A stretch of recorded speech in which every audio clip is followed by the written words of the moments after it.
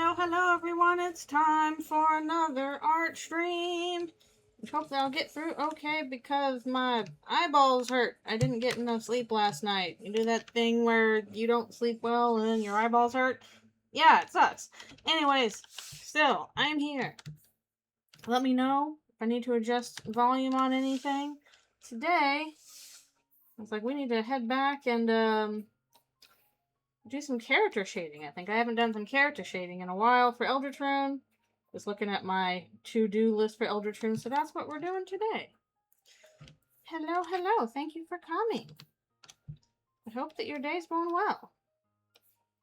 Also, sorry about the fan noise. The fan is going to be on.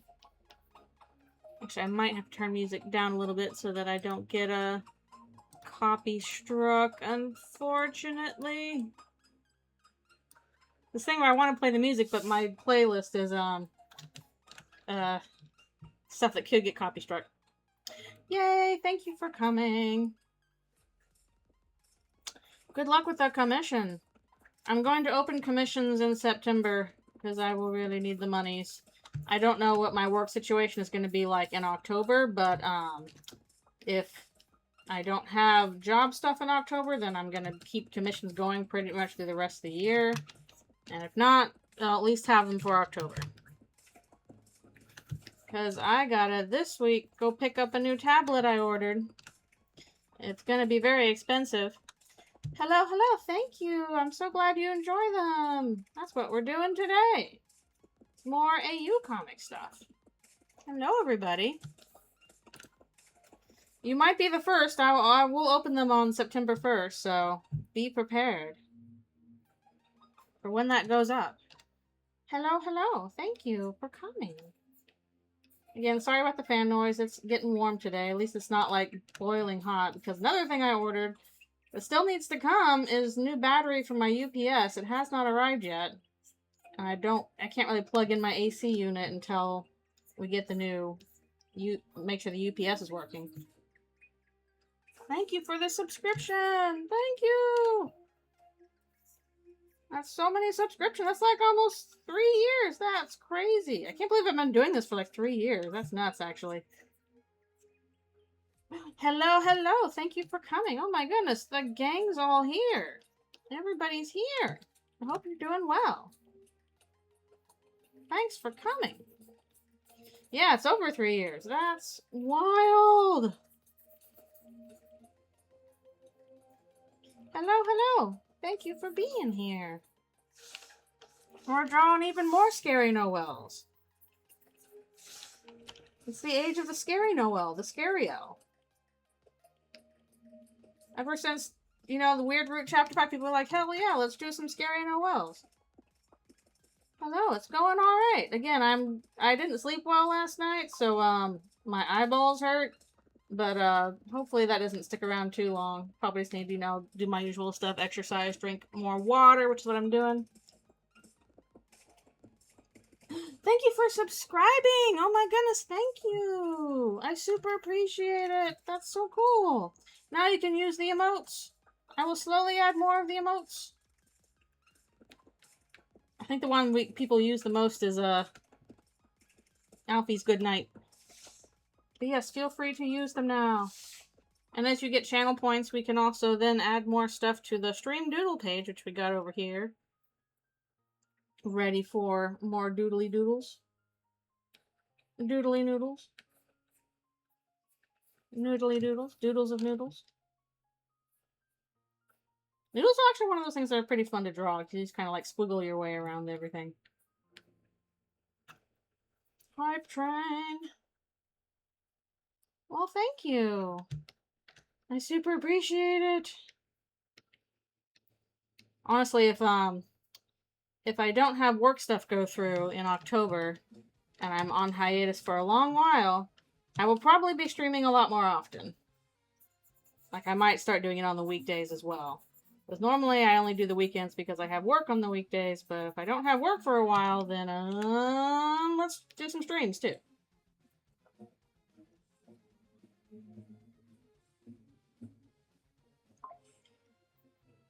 Well, there wasn't a Colton Skybox. Where was the Colton Skybox?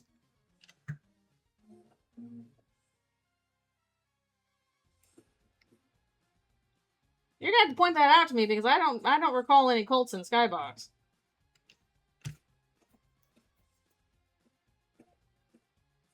Oh, what dollars? What happened to her horns? She broke them off entering the house. Because she just knocked it over with her horns. They're made of ice, so they're gonna grow back. It doesn't hurt.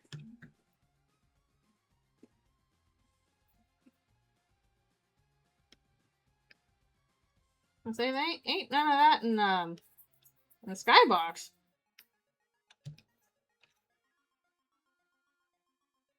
Yeah, I wouldn't even say it was in Paper Trail. Like, that whole thing was more like just a close-knit community that retaliated against their neighbors. That's not quite the same as a cult.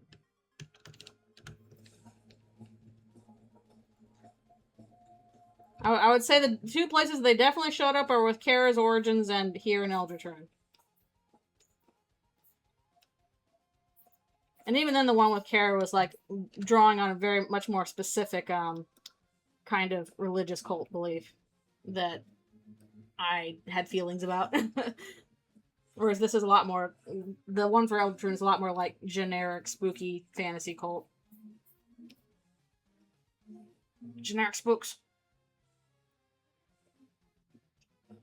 Well, there's herbivore dragons. They don't really worship the Skybox. That's just kind of like, that's their house. That's where they land. So that's very important to them. But I wouldn't say that's a cult. Oh, yeah, more evidence for Dragon Susie.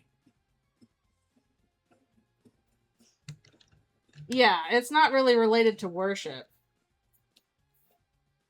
It was just more, like, plain old-fashioned racial tension.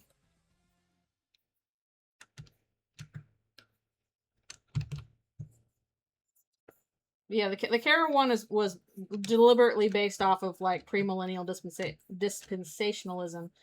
And this one is generic fantasy cult, we worship a demon kind of thing. Or at least we're asking the demon for something. Oh no, that's so sad about the VA. Oh no, I hope that's not the case. That sucks.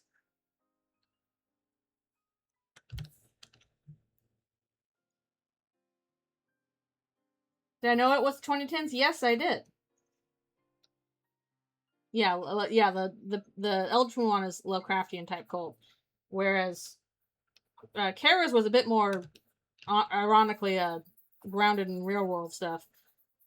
Not quite. It's definitely a bit fantasy, but the feelings behind it were more, again, based on premillennial dispensationalism. But yes, I did know it took place in the 2010s because I had already kind of figured that, because when Kara is around and hanging out with Asriel, they have a video camera. Asriel is filming him and Kara with a video camera. So this takes place in modern times when Kara was around.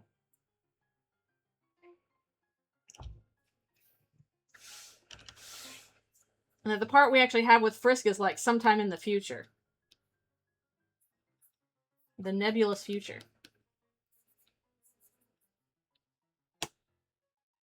Yeah, the video camera used VHS. VHS was not like 10 million years ago. I remember VHS. That's what I used for a good chunk of my life.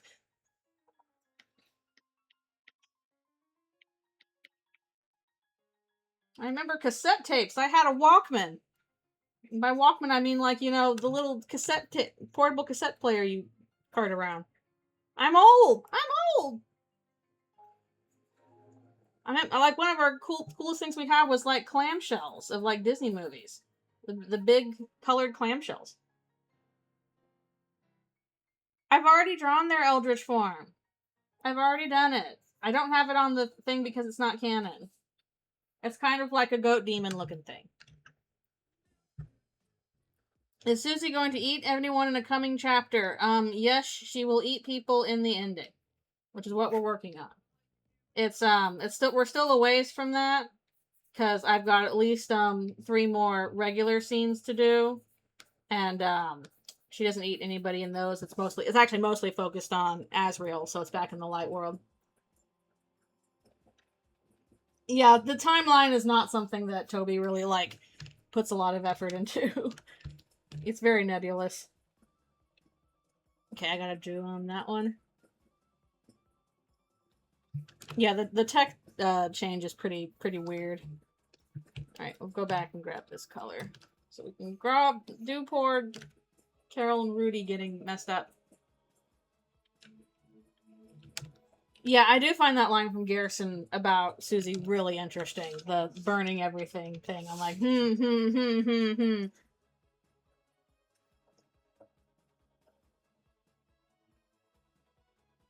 Yeah.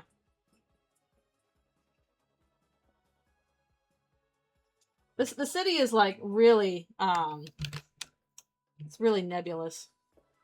Oh wait, we didn't did we not do that? No, okay. I know what I'm doing wrong. I was like, what the heck? Thank you. But yeah, Susie will be eating people in the ending. Probably not anytime soon, though, because the stuff I'm working on currently, we're focusing on other things.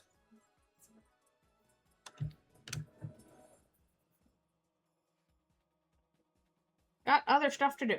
I'll probably also have another scene with Chris and Sean, but that's probably not gonna. It might have like a little bit of body horror, but nothing like major. Nothing more than that was already in the Sean thing. Then made. Huh? Wait, was that? Did Toby say that? Did Toby say that the intent was for the opening to be about Frisk rather than Kara? Maybe an urban legend. Okay, I'm curious if that was said, because I could see that being one of those things that was like, you know, that was the intent and then it was changed. Again, Toby does not pay much attention to timeline stuff. That's just not his priority.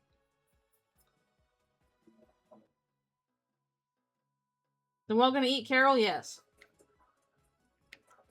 Not in part 4. This is in part 5. We got stuff to do before we get to that. Also, good grief! I did not apparently color this correctly. Look at all these streaks in here. Went way too fast. Okay, art noodle.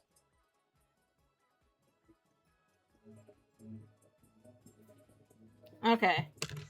I will do my best. I'm going to draw Toby as a dog and not as a person, just FYI. I already feel awkward trying to do likenesses. I ain't gonna do that for a 2-second thing. Likenesses are hard. Some people are really good with likenesses, and not me.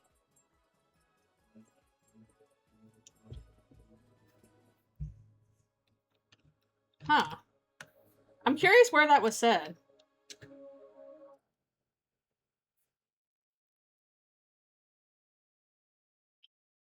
Meow. Like a lamprey. We don't know what Kikky looks like, so I'm just gonna have to draw a generic cat.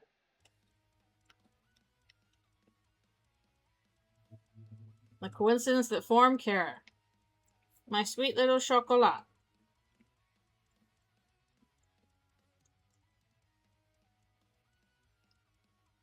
Yeah, there are photos out there of like actual Toby. Like, we know what he looks like. I just don't want to draw a likeness in like 2 minutes. Here's her dental toy that she's ignoring.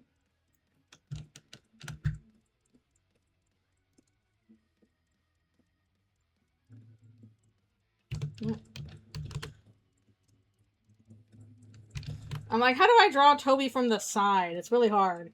I don't think I can do it.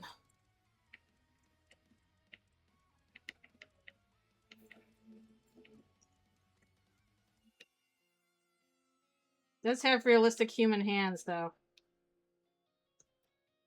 Which actually, he shouldn't be using those because of the wrist problems. You gotta be using text-to-speech, but that's too much to draw, so.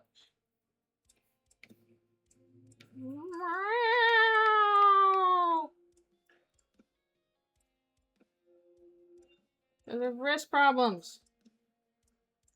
Alright, top hat. Top hat.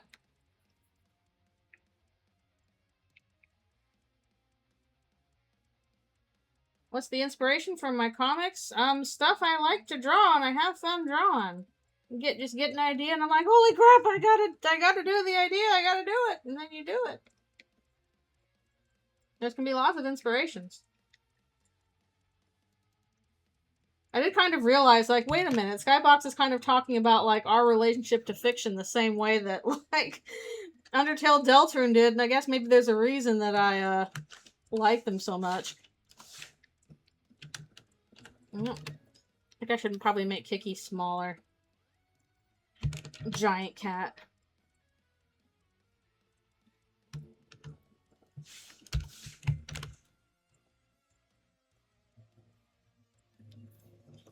Oh, is there? Where's that line? I don't remember that line.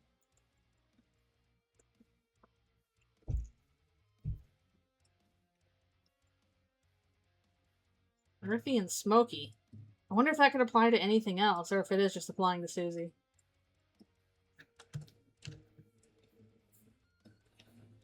I don't know how... I mean, it could also, I guess, apply to, Ralsei, since we now know he's got the fire magic thing happening.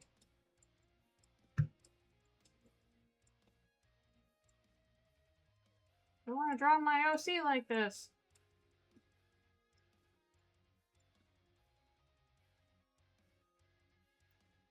Oh, was she? Man, I gotta replay. Actually, I do have to replay because we're going to, do the rest of Chapter 5 with friends later this week. Or not this week, but this month.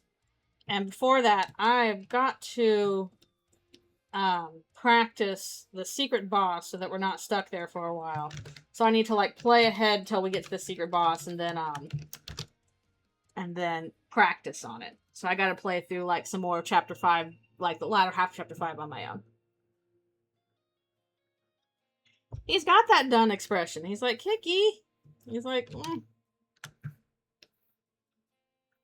Yeah. He's like, slight, like, Meow. One of my friends just got a new kitten recently. She looks so sweet.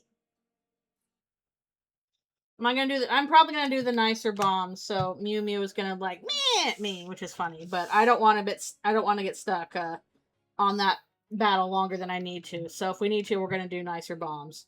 I mean, obviously you have to try it first with the regular bombs, and I'll try it, but I don't expect to win my first time, so we're probably gonna have to go with nicer bombs.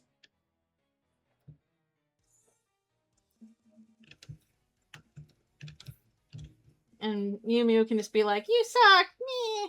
I'm like, yes, I do, Mew Mew, it's fine.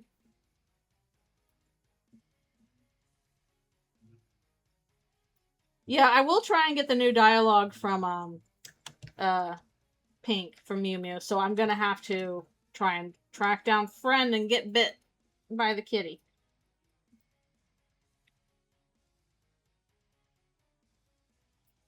Probably hurts more than getting bit by a lizard. Aww, sweet little kitten.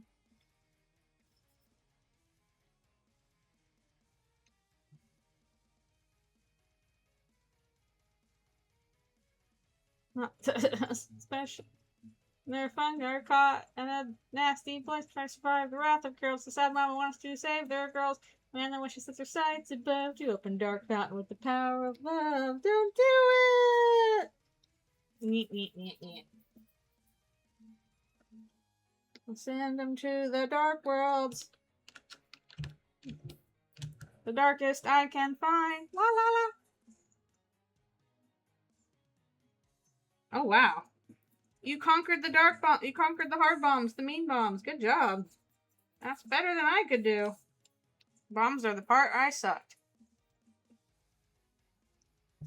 It has neutral favor with 1% chance. What? Good grief. Why is it so hard to show up? I did get the egg. Because I knew how to get the egg, and, like, the egg is not that hard to get once you know how to get it. Last time on the stream, I did get the egg. So egg is got. I would just need to go get bit by Friend.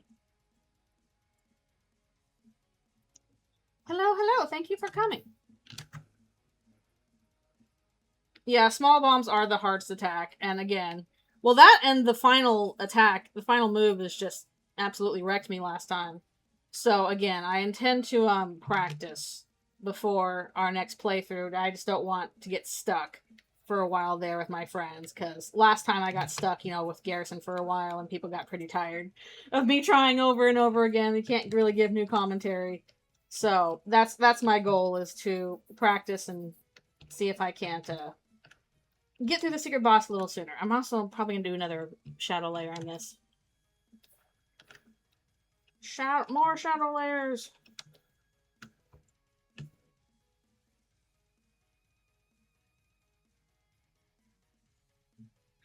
Nice.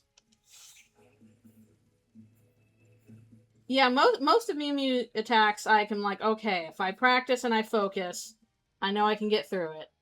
But it's the small bombs are pretty awful. So if I have to resort to nicer bombs, then I will do it. It's more important for me to actually get through the fight than to get extra kisses from Pink. She can do her funny little "you suck" pose at me. It'll be fine.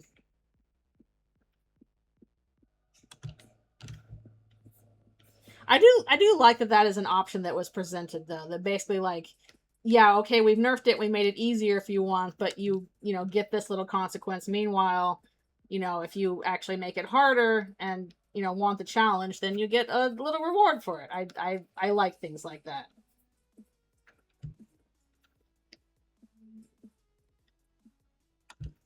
I think that's nifty. So when do I? Okay, no stretch break yet.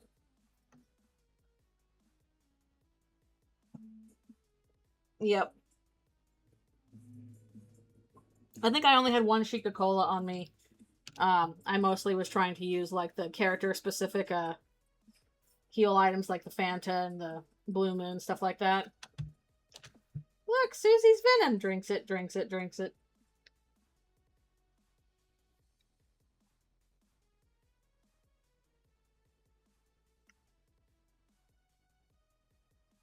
I love all the little item interactions. It's all stuff that I always have to go to, like, find out about later, because I almost never see it, like, in the game itself.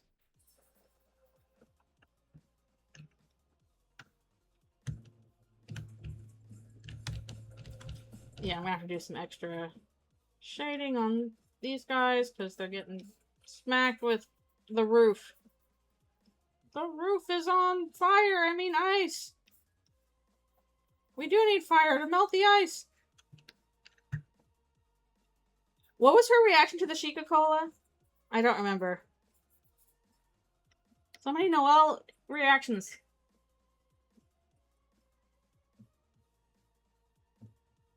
I do think we aren't supposed to be able to tell exactly what Susie is, because she isn't a conventional type of person to begin with. She does not fall in with the usual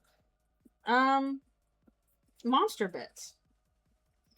I do find it interesting that, like, when Birdley is talking about talking to them in chapter 2, he's like, this is between human and bird, no Susies allowed. It's like, you can't tell what she is, she's just a Susie to you? And, like, interesting reaction from Birdley there. Why would I like this? It has someone's hair in it? Wait, what is the Chica Cola made from? I can't remember. Like, what's the usual stuff from Chica Cola?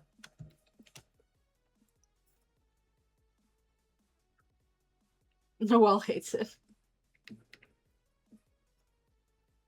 It's deer hair. Wait, really? It's deer hair? Oh my goodness. Or deer fur.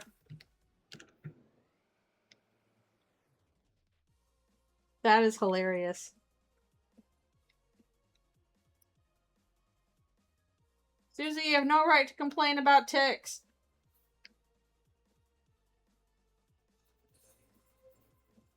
You're drinking the deer fur drink.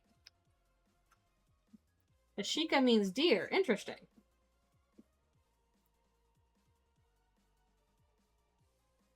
Interesting.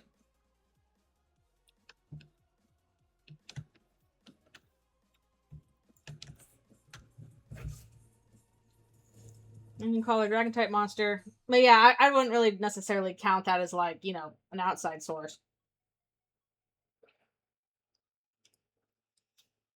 I feel so stupid that I didn't get a lot of the stuff from like previous chapters so that I could synth it in chapter 5.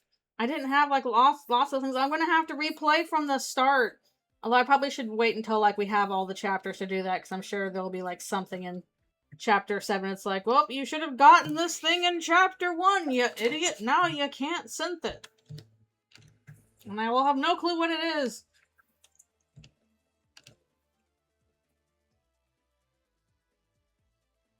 IGN said this might be a point against it.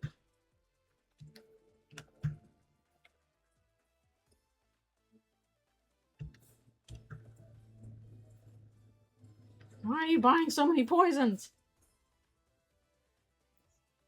Get everything and use nothing as the play. That's the problem. I gotta use stuff.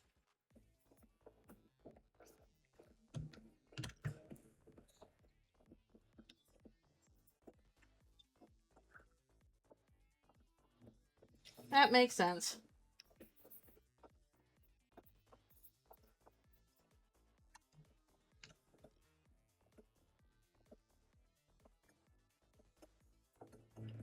I mean, oftentimes for deers that'll work.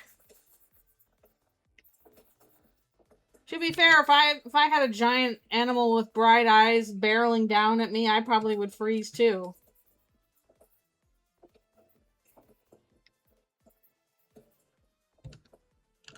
It's not like deer don't get in the last word. If you hit them, then, you know, you kind of totaled your car. They're big and heavy. Not safe. I'm like, what do you mean I need 2 scarf marks? When we get to chapter 7, somebody's going to have to make a guide for like, alright, these are all the items you needed. I mean, heck, it also depends on like how much we're going to be able to synth in chapter 7. Who knows? Might not even have access to Castletown. I don't know.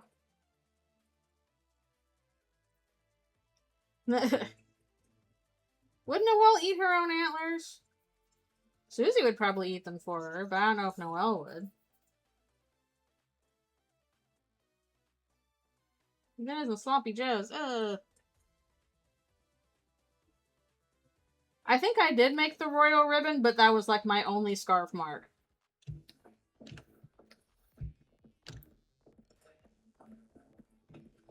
You need to repair the vessel and it costs 10 DD burgers. Go back and buy all those burgers, you dummy. That's why Sham's here. How about you take my stretch breaks in?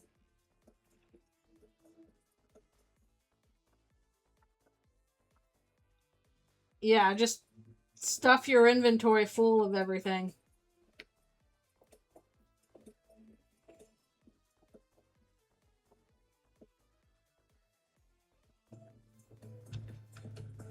A lot of animals eat stuff that comes off their body because it's like, no, free protein. I'm not gonna let that go to waste.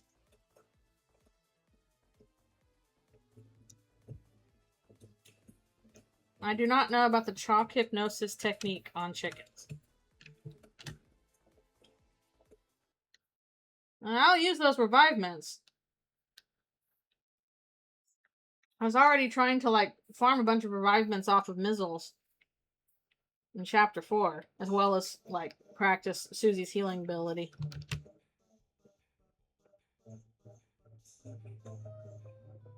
Monitor their minds, la la la.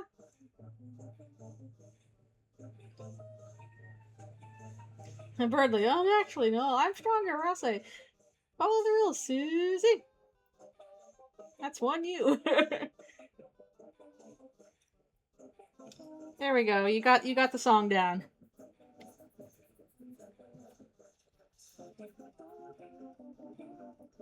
All right, the punch bowls. The punch bowls. Like, I'm farming the missiles are hard to farm too. They don't drop the revivements that often, which I guess that's kind of the point. All right. I need to do a stretch break. Let's do it.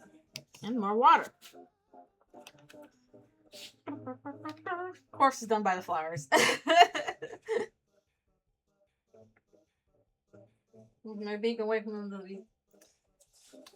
Why does that work on a chicken?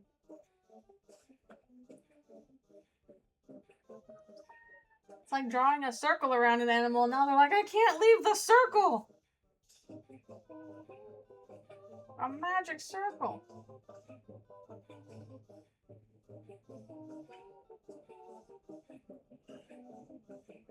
Yeah, I think I only got like a couple extra revive minutes while also training Susie's healing. I'm gonna have to train her Scythemare more often now because I got the O gloves, which are specifically for Susie's Scythemare. I do find it interesting that like she got a new spell off screen. Although I guess Ralsei did too, because he also got the revive an ally spell. Yeah, I guess Scythemare doesn't really get trained the way the healing one does. It kind of works. But I gotta use it more often because usually when I'm doing pacifying enemies, I'm doing axe rather than like making them tired. So I'd have to start like doing the acts that get things tired instead of just like acting with them. Training arc off screen.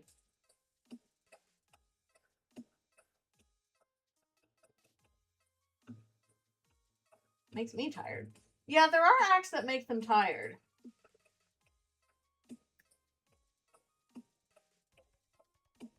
Also, just like attacking them makes them tired, assuming you don't like kill them so that they're lost.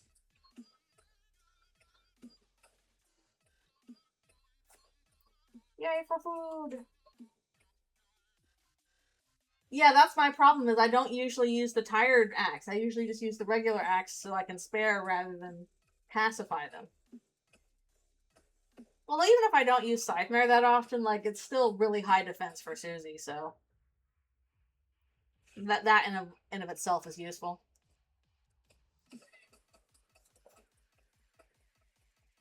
That is true. Wire-wires and... Wait, are Mizzles default tired? I guess that makes sense because, like, their whole thing is like, oh, you woke me up! Man, I'm tired again. My eyeballs hurt.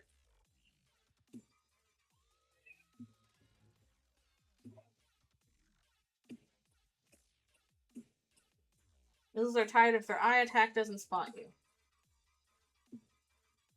Scythemare pacifies all enemies, yes.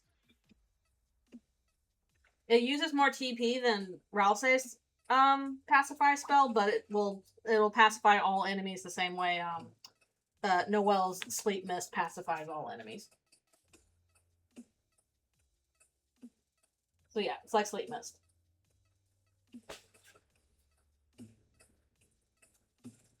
Again, the problem is that like I don't make enemies tired that often. I have to choose the acts that make them tired.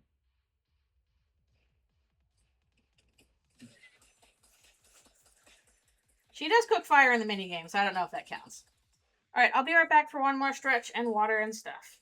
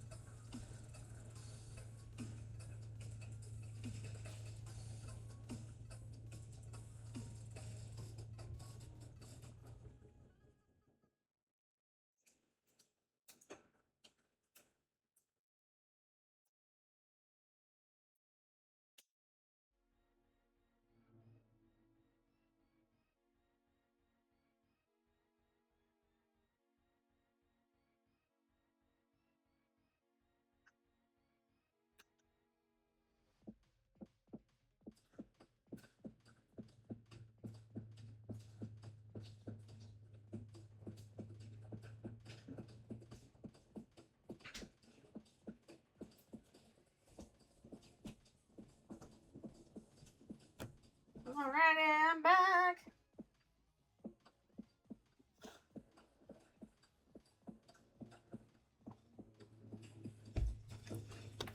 Yeah, that's my problem, is I don't want to attack enemies because I'm afraid that, like, I'm going to hit too hard at one point and then they'll be lost. I'd rather just do the axe.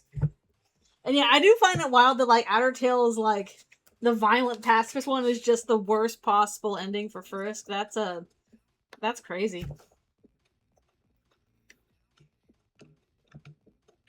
Hey, come here. Trying to zoom in. And then you were left to suffocate and die.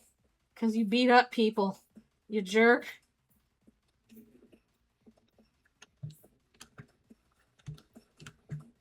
Now, the attack button's not that confusing. It's just a timing-based thing. You literally have to use it in multiple parts, including Chapter 5.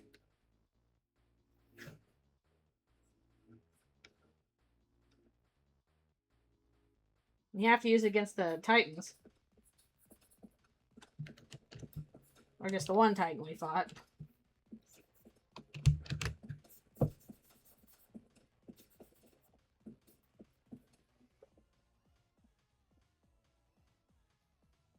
I do find it interesting that we have, like, both of those mechanics included. That there's not just a fight or act kind of thing.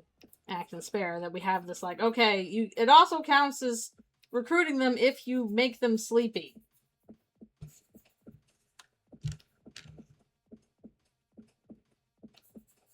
That's true. I'm mostly just afraid I'll one-shot something, one-hit KO. Probably not if I'm not actually, like, fighting enemies, but I have that fear there.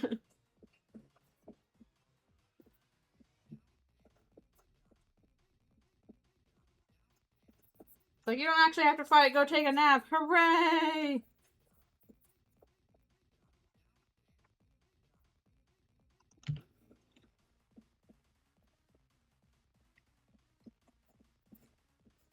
Throw your bullets at me!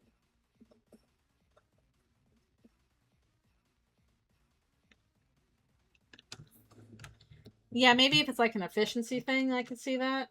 Alright, I'm gonna do another shading on top of this one.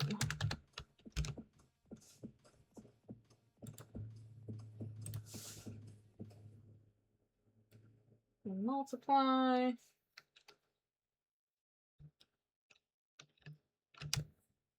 And,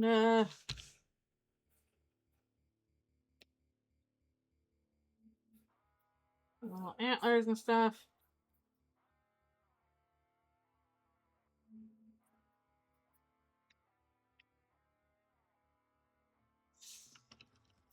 Where the multiply layer kind of makes the blue of this particular shade stand out. But that's okay.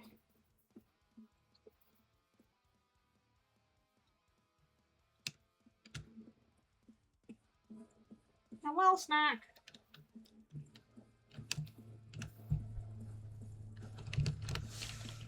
I didn't even realize. There's shading on this stuff too. I didn't even realize! I'm gonna have to go back and do that. Okay. I better do that. Here's the wiki. I don't want to stop and, like, damage calculate everything, though. I just want to play.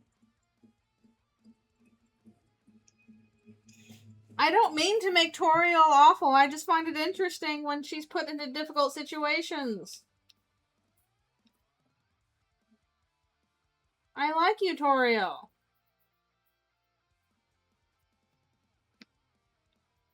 Also, I don't know if I really put her in a difficult situation, if I really was mean to her in Dogs of Future Past.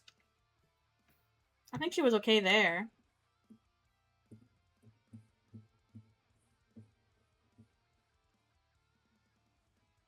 Yeah, she was fine in Dogs of Future Past. Yeah.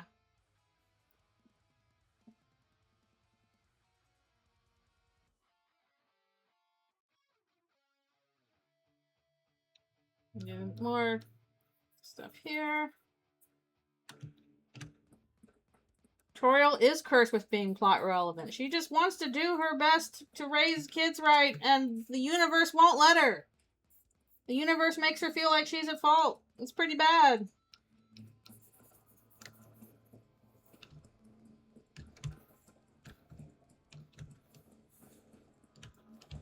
I hope so. Let's see, where are we on the palettes page here? Okay, that's shading. Actually, this one. Yeah, and Eldritchrune, everybody sucks. Chris ain't even a good person in this one. Like, you understand why they are the way they are, but they're still like, well, I'm fine with sacrificing humanity to these things.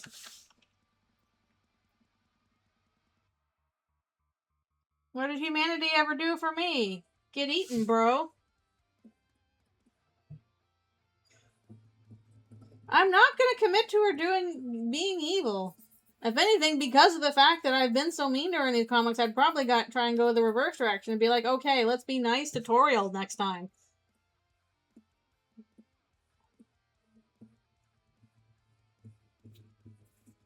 Yeah. Yeah, it's fun to let Chris be naughty. They deserve to be messed up. And be like, well, I'm gonna mess you all up instead. Unfortunately, I believe you about the Toriel treatment. What's humanity ever done for me? The aqueducts? I don't even know if they have aqueducts. Actually, I probably need to shade the rest of these guys too. I forgot about these things. Look at that. The teen is throwing hands.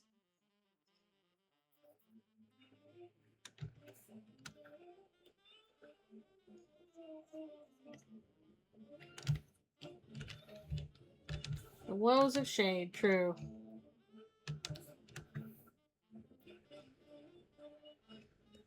Again, we'll see if that happens. Whenever I get to new chapters, I'm probably still gonna stick with doing acts, because also those are like funny. I like the acts; they're funny. But I'll use Scythemare when I can, especially if I do acts that like make the enemy tired. Then I can just choose to pacify them.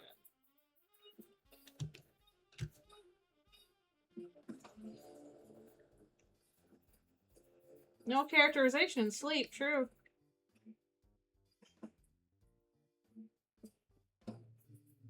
They usually don't go down in one hit, especially if I'm not actually leveling up. Mouse goes down in one hit, yeah. That makes sense. The problem is, especially with new enemies, it's like, okay, is this going to be a one-hit kill enemy? I don't know for sure. You won't find out until it's like, whew, lost.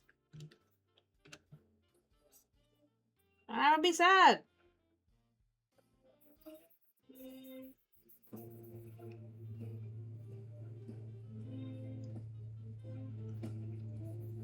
He's more frail when you have Susie and Ralsei? Okay. It's the kind of thing, I guess, like, you could do better on your second playthrough, when you already know, like, how enemies are gonna work and stuff like that. But, if it's your first playthrough and you don't know how certain enemies will react, it's kind of a crapshoot.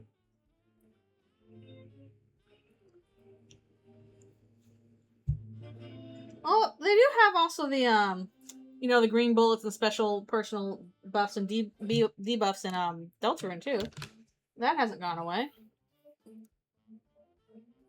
Right, let's, do eyes as well. Spread fire damage can do somewhat better gauge. Okay. With the eyes on them.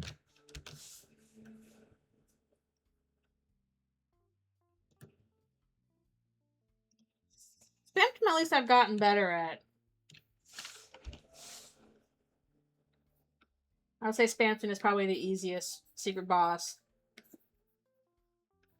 Knight still kicks my ass. I'm not good at the dodges.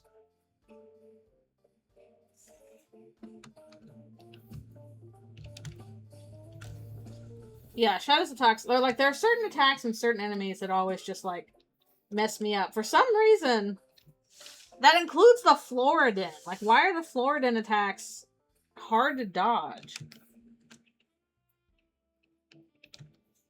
He's my big favorite. Alright, do the eyes.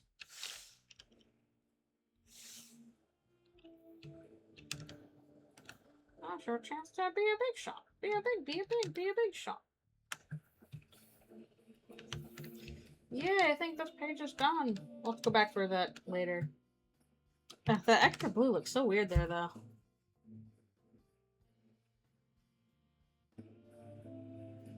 Yeah.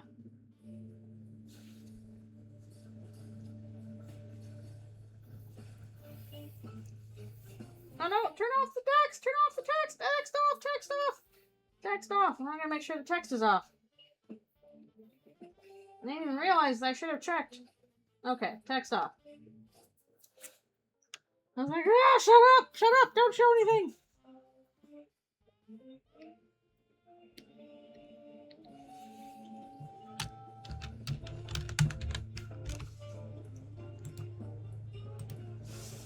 Actually, I think I need a color thing as well.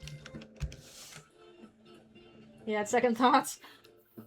Let's see. I think these are the same color. Yes, which means I need to do this color for the humans.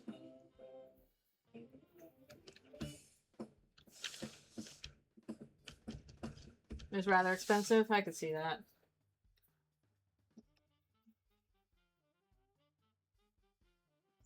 I know we were talking about this last time, but man, I kind of wish I had like a soda and old-time candy shop. Indeed, woes of pricing. Alright, now we can do the shading part.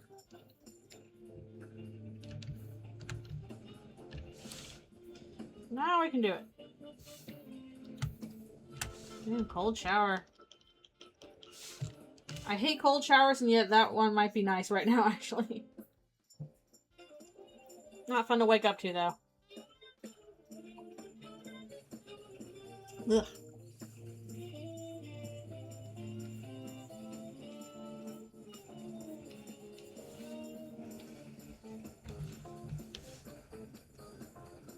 Marinade ingredient. I hope it's really good roast pork, though.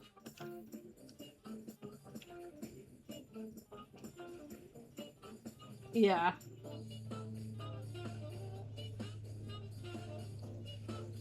This hard, but also probably the secret boss. Yeah, again, I liked Pink's battle.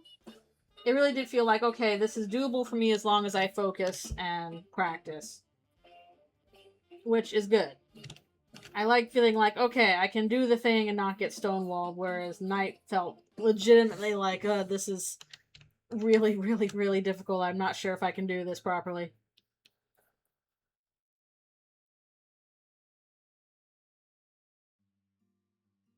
No.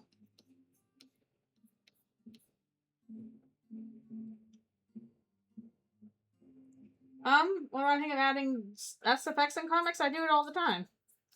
It's usually one of the last things I do, so you're not going to see it here. But if I need a sound effect, I add a sound effect. Basically, if you need it, then do it. Ain't no rule saying you have to or don't have to.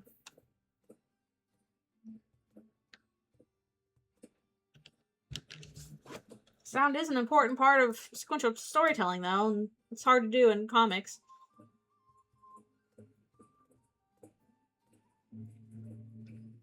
That's true. You joke, but literally a thing that I've noticed that animators and comic artists do is, like, if we're describing a story, we'll just, like, say the sound effects out loud. We'll be like, whoosh! Like, I don't know what it is. This is just something animators do, but you, like, say the sound effects when you're describing something. I don't know why this happens, but I've seen this happen, like, all the time with sequential artists specifically. It gets to us. It does. Like, I'm imagining this out, and I have to communicate the sound to you somehow.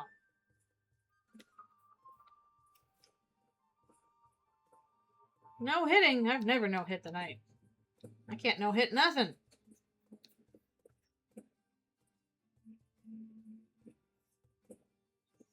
You ever played a narrative games where a significant number of non-standard game overs were actually good endings? No. Isn't that one game that was on, on Games Done Quick recently, where they showcased all of the endings you can get, and it was like ridiculous stuff like, oh, you went into the left hallway instead of the right, well, then this thing explodes and you die. Like, very, Sierra style kind of stuff. I don't remember which game it was, but I thought it was very funny.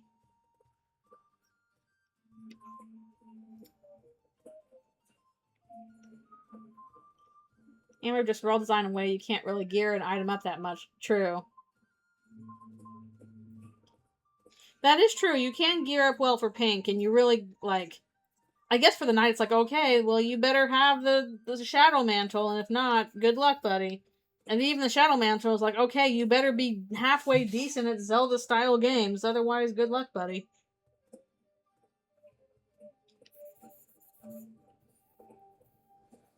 And then, yeah, Garrison is like, you can't use items at all.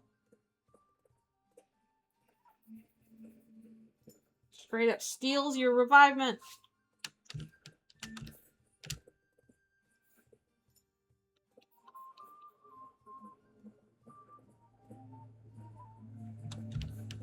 Huh.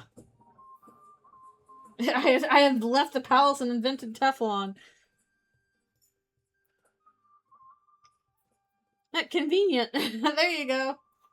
Again, whenever I play Pink again, I'm probably going to get easier bombs and she's going to go bleh! And I will live with it. It'll be fine.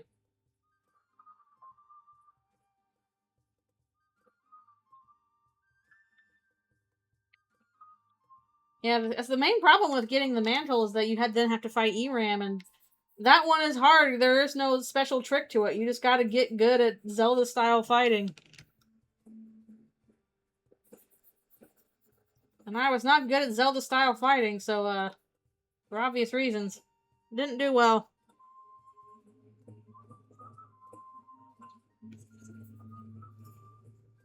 At the very least, I don't think Mantle was too easy to miss. Like, it's not hard to S-rank, both boards, I think. And if you're just, trying to be thorough, then you'll stumble across the sword route.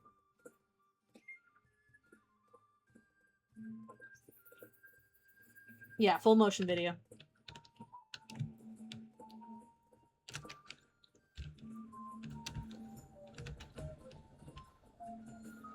I mean, that's true of a lot of different aspects in the game. Like, you'll get easier things happening if you die a couple of times, and that's how they nerfed Flowey's battle. It's basically like, okay, it'll get easier if you keep dying, which good. I think that's a good design personally.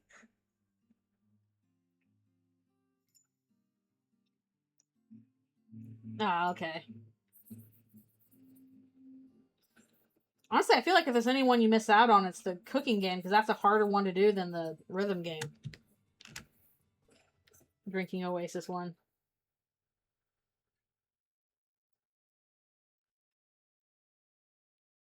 Yeah, that's what I certainly did. The first time I played, I was like, well, I guess I lost against the knight in 2 hits, so I'm not supposed to win here.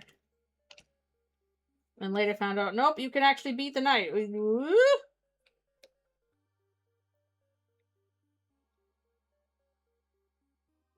Yeah, the cooking game is hard.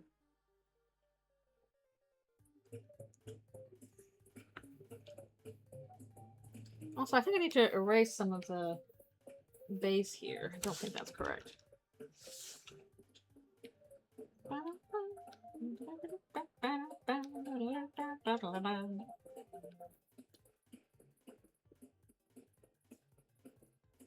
The Forbidden Path began with ice magic. It ended with beating up friends. Or something.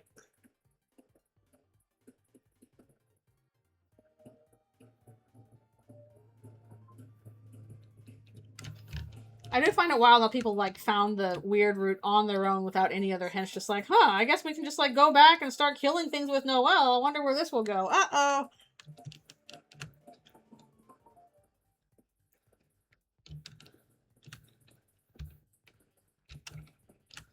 Definitely at least feels like there's supposed to be, a rivalry between Susie and the knight.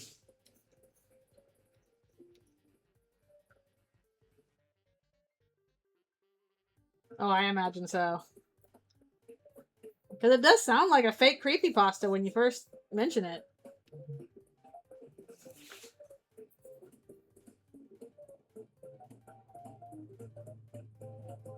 Oh, really? People found them in the files. Okay, so they were data mining. I kind of wish it would have had just been like somebody had just stumbled across it by trying to, you know, trying to see what happens if you go back and start freezing things with Noelle.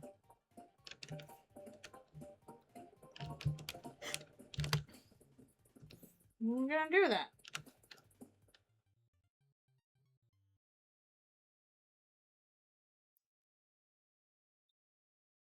Oh, they didn't see the flags for it?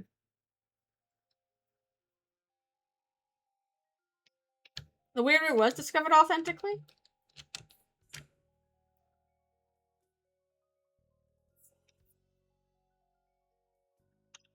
It took 18 hours after the game release. Good grief. People be finding everything.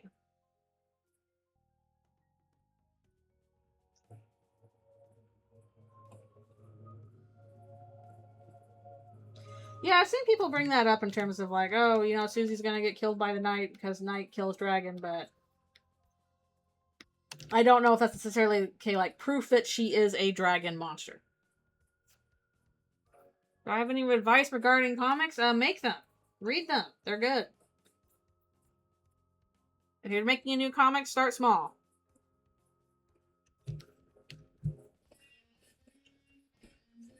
I'd avoid using Webtoon. Don't put your webcomic on Webtoon. Put it on ComicFury. I'm going to shill for ComicFury, which is what I use to put Skybox on. ComicFury is really good. Please put your webcomics on ComicFury. This is my pitch for ComicFury, which does not steal your stuff, does not use generative AI junk. It's the whole point of the site is like, this is a place where you will upload your webcomics. They make it very easy. You have a lot of flexibility.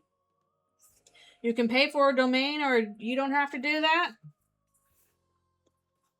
Please, if you're going to put your webcomic anywhere that's not social media, put it on ComicFury. Yes.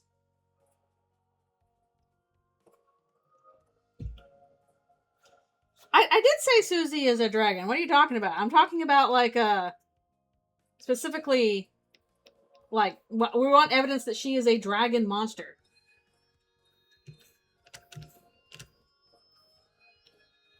Because I was asked, how do we know she is a dragon monster, not a dinosaur or reptile?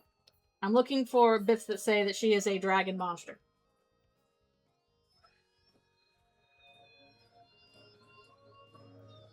Yeah, I think a lot of places use Canvas. But anyways. I am passionate about ComicFury because it's one of the few places out there that's actually really good for webcomics, focuses just on what's good for webcomics, isn't trying to be something else. It offers a lot of flexibility in setting up your webcomic. I used it for Skybox, and Skybox still works on ComicFury, even though I haven't updated it in forever.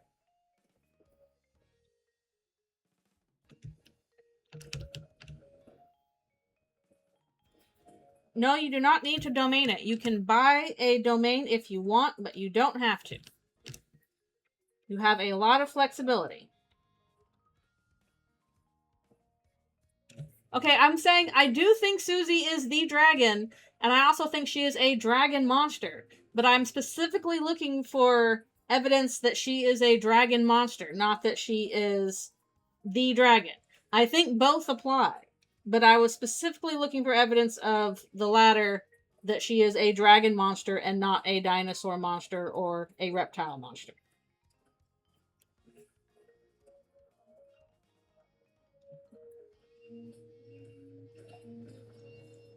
I would also argue that Susie being the dragon is something that is a role that she creates for herself, because there is no dragon role in the prophecy.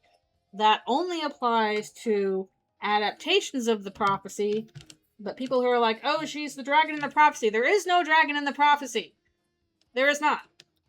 There is no dragon in the prophecy. There is a dragon in adaptations of the prophecy. And that's the part that matters. And how the story is changed. It is not a role that is assigned to her by the prophecy. It is a role that she creates for herself, and that's why it's important. Which I will yell about when we're back to Mad Jail. Well, I probably need to take my stretch break soon. Actually, no, I got a little time. I got a little time. I got plenty of time.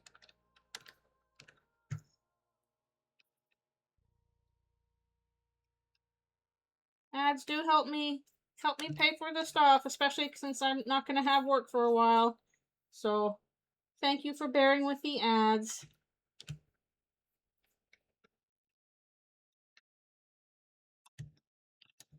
Thank you for bearing with them. Or you can subscribe and you will not have to bear with them at all. You can be like, be gone, ads. Be gone to you, I say. And then the mouth there. Welcome back. Anyway, I will repeat what I said before, which is that...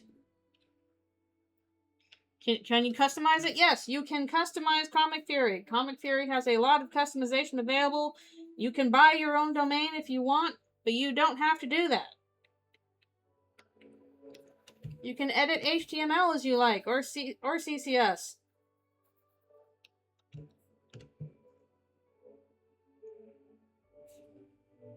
Wait, what? What are the benefits of buying a domain? It makes it easy to find your comic.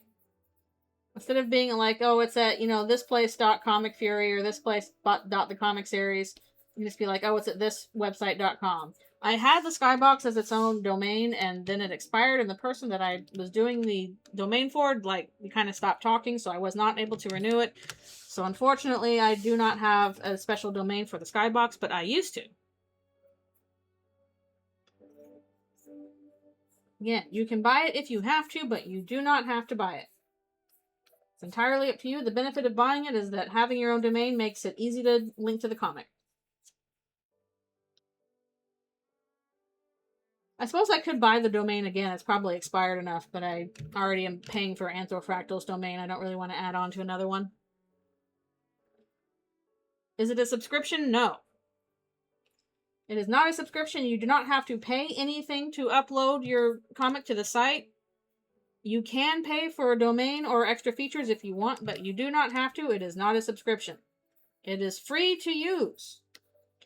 I personally do contribute to the Patreon for ComicFury because I really appreciate ComicFury and I think it is good at what it does and deserves to be run. But you do not have to pay a subscription.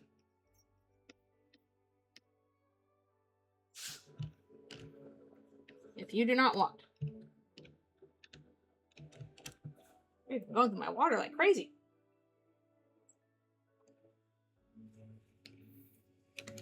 Basically, it does not cost anything to use ComicFury, but if you want to, you can pay for some extra stuff like a domain name. It is flexible.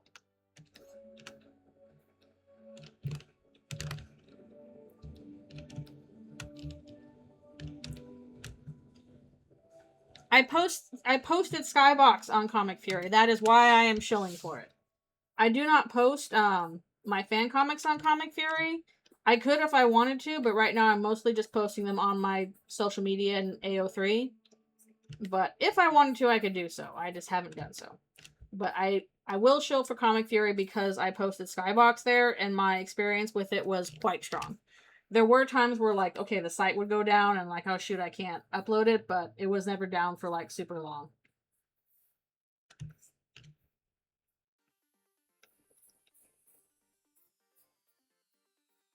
Yes, I am shilling for it because I posted Skybox there, and I had a good experience.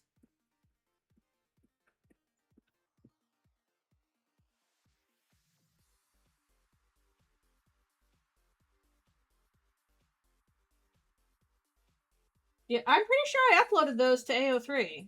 I'm pretty sure I did.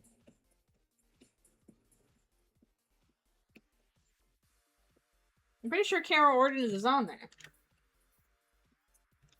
If something is not on AO3, it's because it was on, it was exclusive to the PDF. Alright, have a good lunching lurk.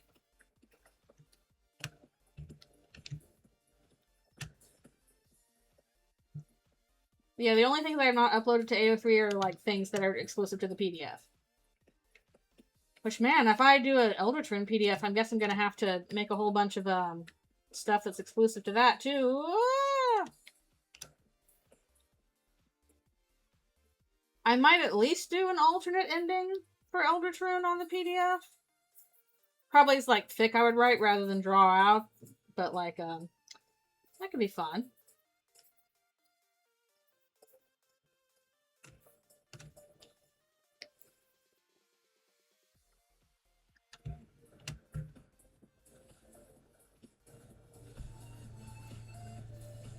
What do you mean by a handshake kind of ending?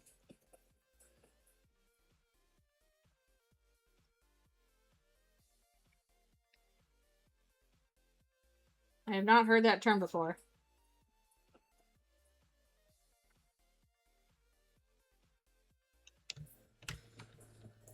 Paper Trail was not a joke ending. Handy Snake. Okay, did not read what you were saying. Did not read what you were saying. Okay, no, it would not be a joke ending. It would actually be like the worst ending. Like if there was anything you would describe as a weird route, it would be like this. Like things actually end up kind of worse for everybody.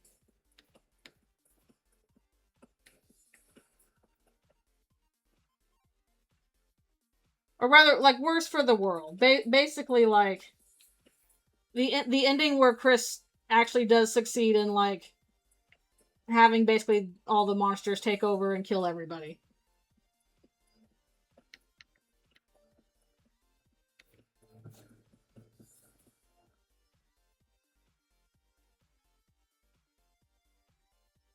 Yeah, ComicFury is pretty much a non-profit. It is exclusively like, hey, if you want to help me keep the servers open, you can do my Patreon. But otherwise, like, yeah, it's a service, not a social media thing.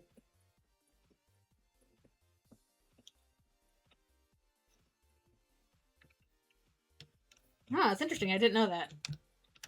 Is ComicFury open source? I don't know, but likely.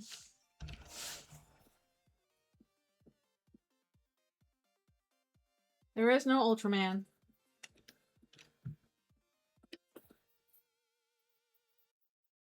There's nobody to beat up the big kaiju. Yeah, anyways, the alternate ending for Eldritchrune would be just written out. It would be serious, and it would be, like, worse than the actual ending. I guess depending on your point of view, you might consider it a better ending, but I would call it the bad ending.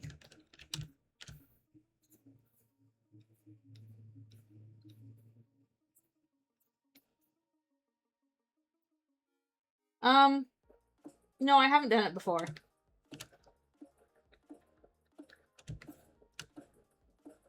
They need to pay monster support. Why? Why do they need to do that?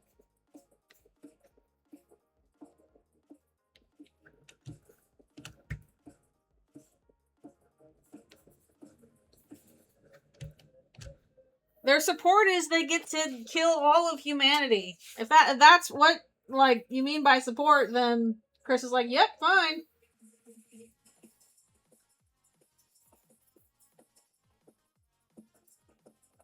Yep. Their support is killing everybody.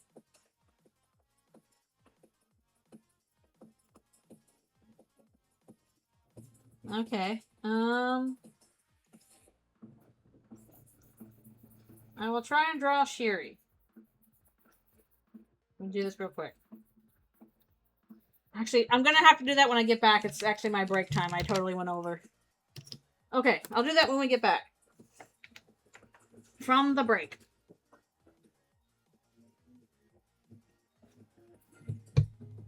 Break time for my rest. Ugh.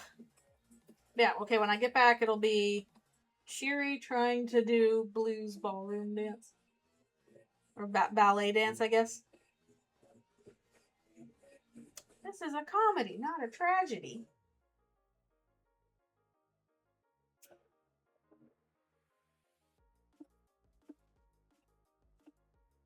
Man, why is my throat so dry? Ugh. It's probably the heat. Do you mean ballet dancing?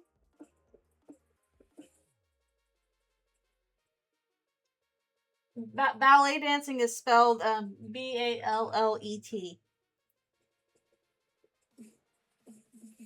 Okay. That's what I figured.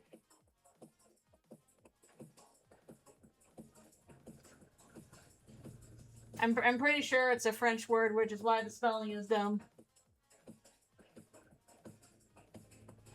Actually, is ballet a French word? It probably is, right? Sounds like it should be a French word. Watch, it's gonna be something else.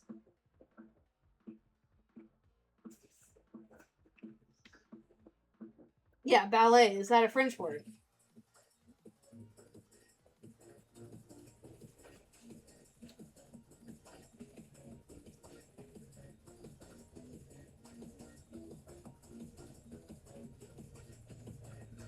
I don't think Australia is a shithole.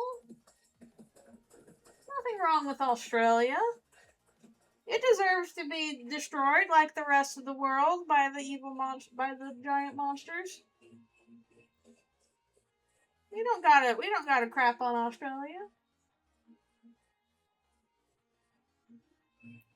If you're playing Risk, you always want to put your troops in Australia because, like, you can just build up troops there all over the place because nobody can get in and out of Australia. Exactly. I didn't do anything to deserve this. At least whenever I played Risk, we don't, like, all of us would try and go for Australia first. Because you can bottleneck yourself in Australia, and then you get extra points for having a whole continent, so you just kind of, like, keep building up troops because of all the troops you've got in Australia. And you can't get into Australia except through, like, I don't know, what's close by? India? Korea? Whatever it is.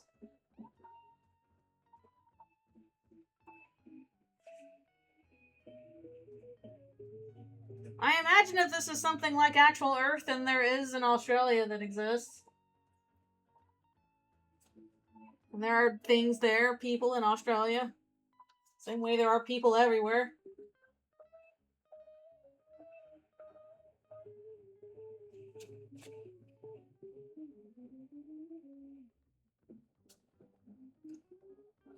Eldritchrune down under. Alright, be right back for one more stretch and orange juice and stuff. Yeah, it's spelled Ballet. It's ballet.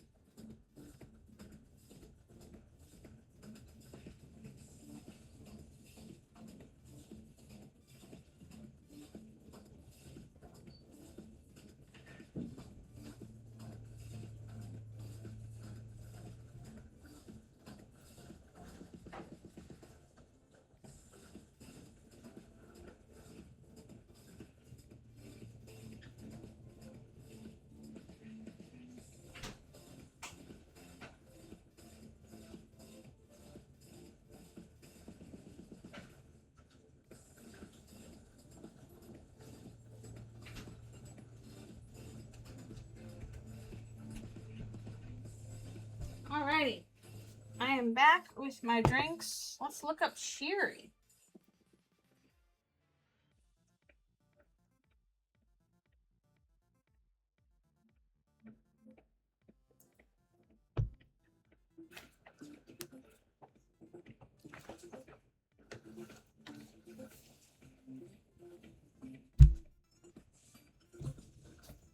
Look at Sherry. Okay. And yes, the idea is that in the comic, if Chris lets the monsters loose on the world, they will kill everyone in the world, including all the other countries.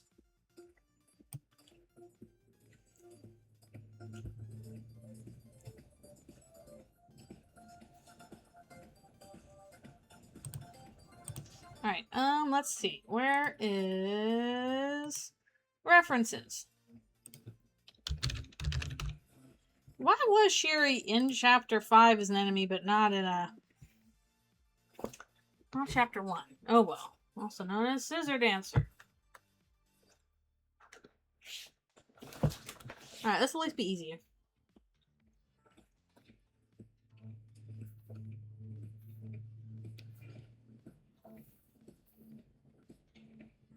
I don't think they would be respecting any cultures if they're killing all of them. I don't think that's how respect works. I mean, the monsters in that, like, they're like, okay, you're a human being, we're gonna eat you. I guess in that sense their respect is all the same, but, I don't know if that would count as respect.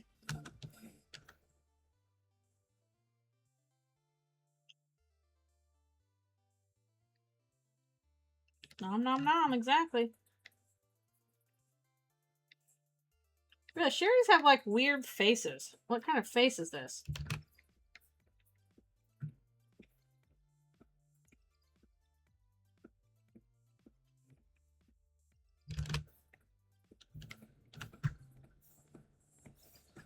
Let's see.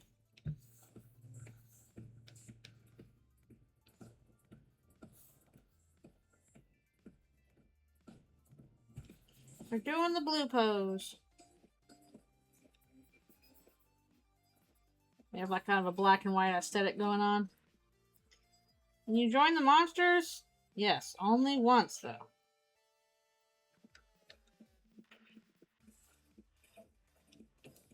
Okay. Yes, and I had them in the moving van. There we go. That's a Susie's like, what am I watching?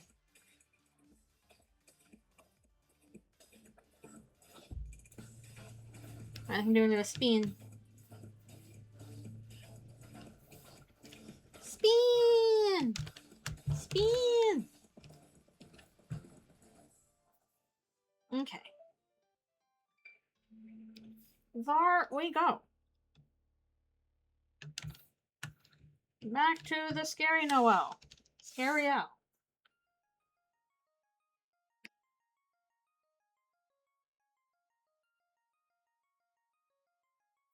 Oh, okay.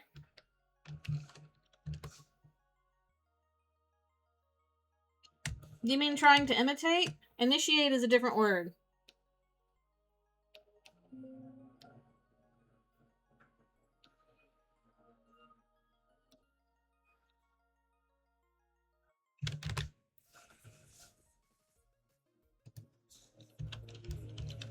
Alright, we'll go to blue.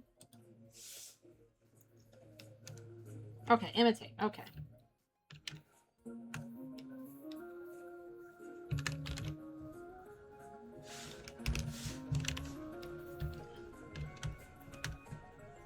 Oh, back to, where's the brush I was using? There we go.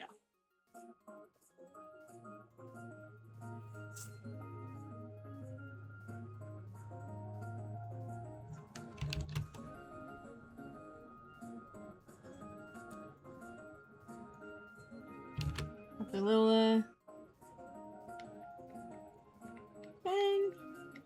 I haven't drawn blue nearly enough. I think I've only drawn each of the flowers once so far. Maybe a few. Actually, no, I drew, yellow up here, that's right. An off one, Seth.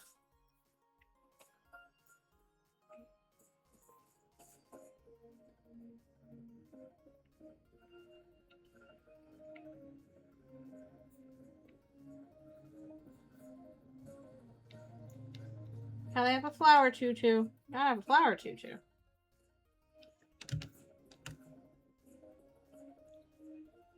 Yeah, draw the flowers. They're fun.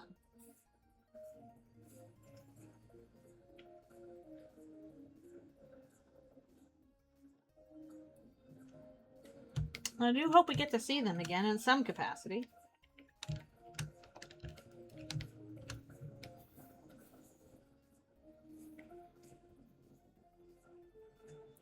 Same way I hope we'll get to see Garrison again in some capacity.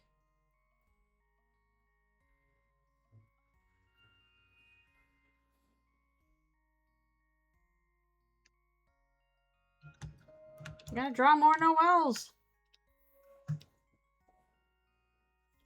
More Noelles all the time. Alright, here they go. We have added blue. They're doing little twirls together. That's what Kikky's meowing at. Toby, are you aware that things are dancing over there? I need my toy! My toy!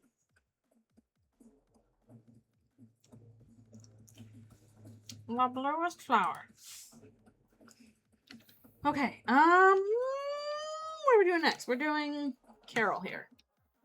Means we need shading for her. Yay! More shoes to draw! She's my big favorite. Not a shock at this point.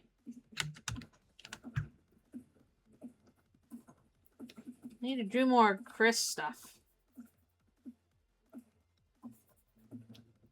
Actually, whereas the characters I don't draw a lot, or like some of the more popular ones like Spamton and Tenna and stuff like that, I'm like, they're fine. I care about the Lightner characters more. She is down there. Probably not a very accurate look to how she is in canon. And this was chapter 2 days. We knew very little.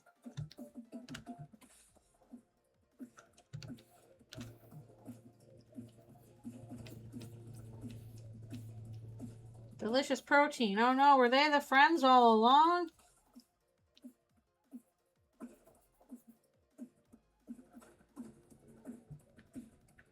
Sometimes you just gotta go with the ideas you have. Your idea's like, I gotta do this, then you gotta go with it.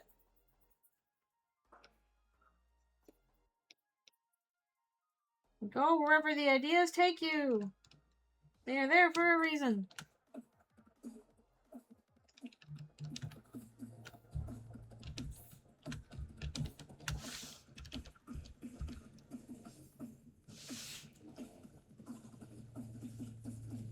Oh, I do definitely want to see more Krusielle ideas. I do. If I had more time, I would definitely draw more like a make or break era Krusielle. I think that would be fun.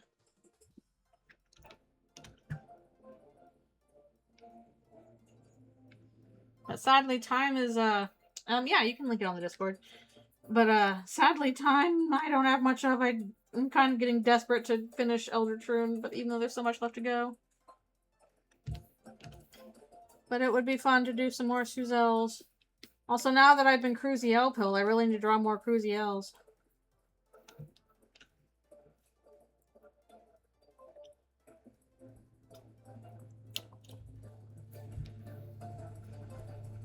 I find it so funny that I see people like, this proves Woody theory was real, and I'm like, that's not what you all were saying was Woody theory. If the whole of Woody theory was there was going to be a cowboy, then like, well done, I guess. There was a cowboy. I kind of figured there was more to it than that.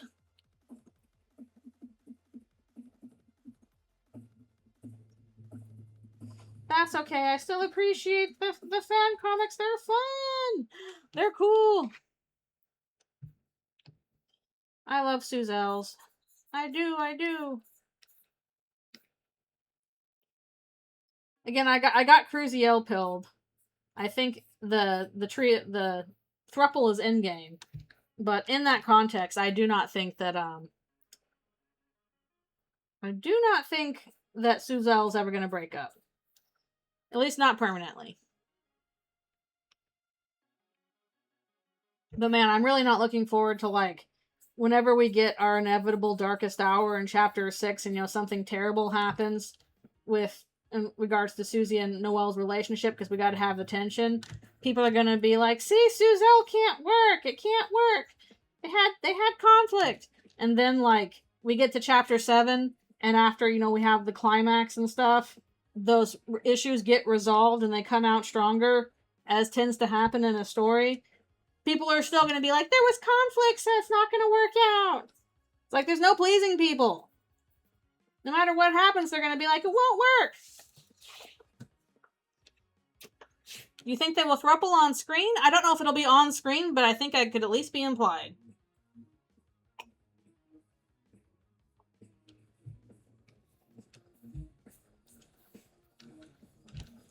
It honestly, how much of it is on screen depends a lot on, like, how much the characters get over their issues by the end. Especially Chris. They're not the only one that has the issues to get over. Certainly Susie and Noelle do as well. But depending on how far they get on that, maybe we'll see it on screen at the end, but maybe not. But I think it's going to be at least implied.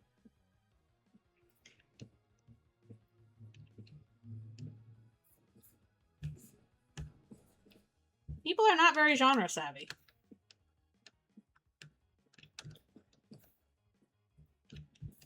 That's true.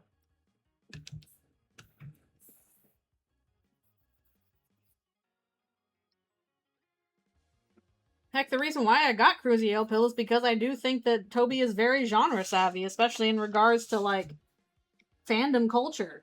I've spent many a year in the OT3 mines of Kingdom Hearts 3, where we had this love triangle that, got resolved one way in canon, even though there was all this hints for it to go the other way. And so people were like, well, the resolution to that is not a love triangle, but a throuple. And I think Toby would be extremely aware of that and be like, yeah, correct. That is the solution. Screw love triangles.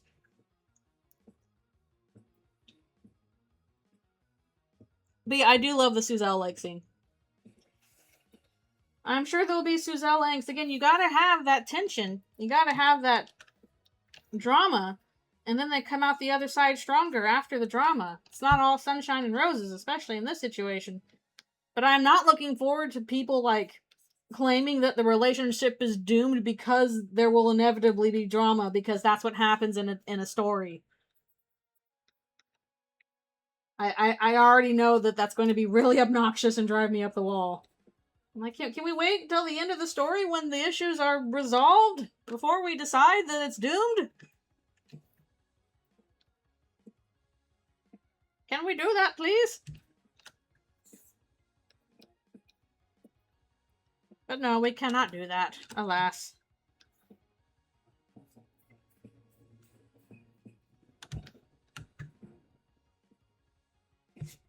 Either resolve around Chris and the complex feelings. It very well could. It could also revolve around, I think if it's going to revolve, if there's anything that does not involve Chris, it's going to be like the fact that Susie lied about the Dark Worlds to Noelle. I think that's going to upset her. Because I also think that, like, Susie lying about that was, like, the one wrong thing that Susie did do in that situation. She should not have lied about that to Noelle.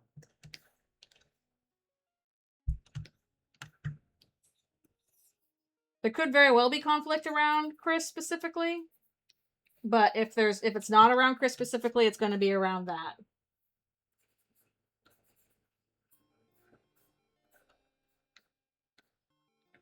Basically, Susie says that she does not like it when people hide things from you, but she is guilty of that too. That is also something she needs to work on.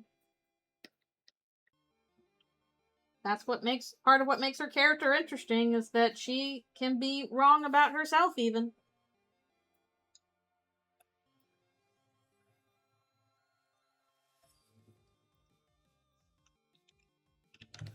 And so in that case, you want to see them resolve the issue.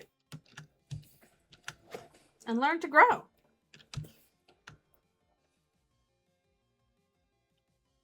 Exactly. Let lesbians be messy. They don't even have to be doomed. They just have to be messy, and it's fun.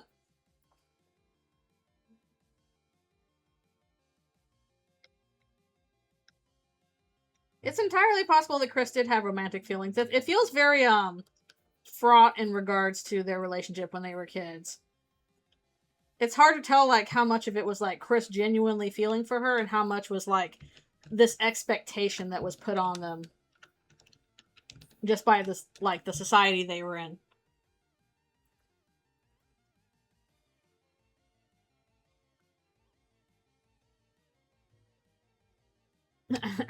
Never mind, I ain't doing this.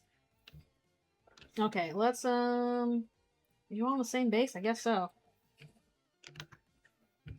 We're gonna have to switch to, like, a grayscale on these guys. It is more Eldritchrunes! It is! We're in the shading stage with Death's backstory. Somehow I imagine the canon backstory is even more... is even worse than this, actually.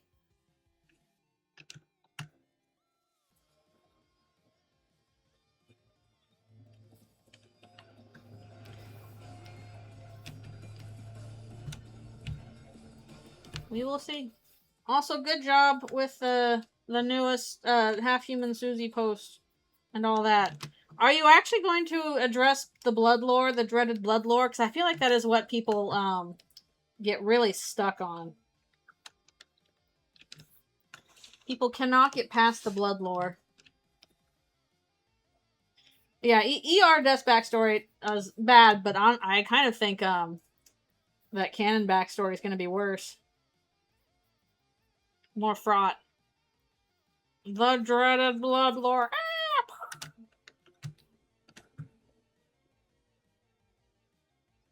That's totally fair. Talk about the stuff you actually want to talk about first.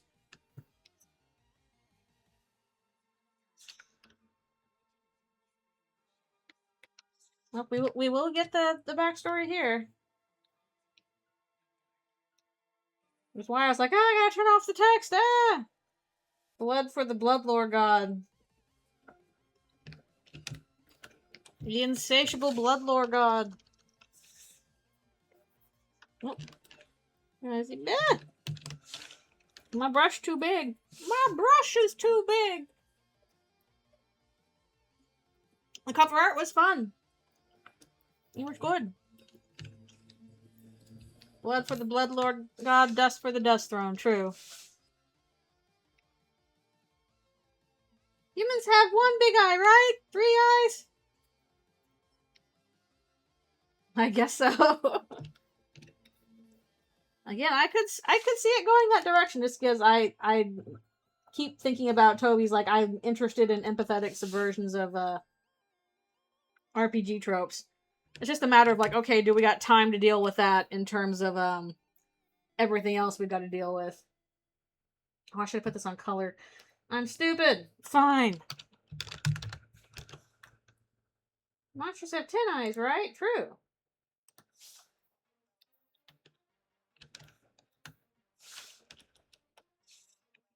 I'm just hoping in canon we actually, like, get confirmation for it. That it's not left ambiguous. I know we got a lot of ground to cover, but surely we can squeeze in a cutscene for it.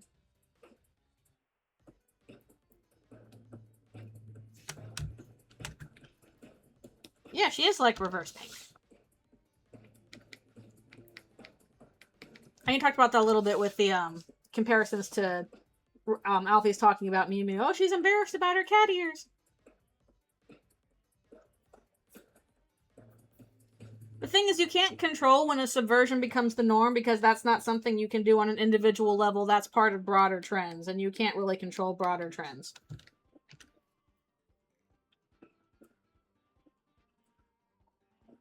All you can do is what's right for the story that you're doing.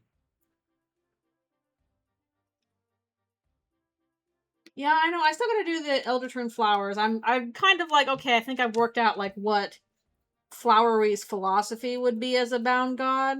Like, you know, all the bosses are like, okay, bound god of this or that. I think Flowery would be bound god of, like, fleeting mortality. And kind of, be opposed to Ralsei in the sense that it's like, hey, it's actually a good thing that humans die. That's what makes them cool and special. Their mortality is the interesting part. You are being, like, wrong to just prolong their life this way.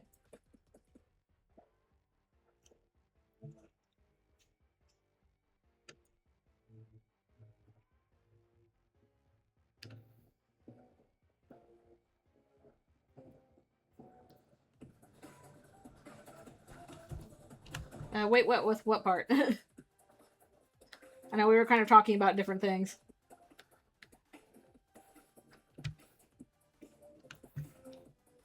I'm probably gonna have to work out what we're gonna do with the grayscale colors, because they're not my usual colors. No, Ralsei doesn't want mortality. Ralsei basically has Chris's soul in his ownership, and keeps bringing them back to life whenever they die. The goal seems to be with, like, Ralsei basically keeping Chris around forever. And Flowery's philosophy would be, it's good actually that humans have mortality. They are like flowers. Their fleetingness is the part that's interesting.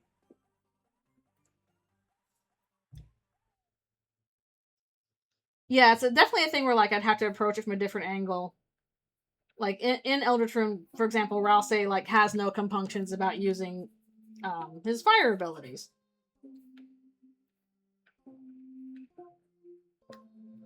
So, holding back is not something that he is super worried about. But I'm curious. I'm like, okay, can we explore other dimensions in which, Flowery and Ralsei would be at odds?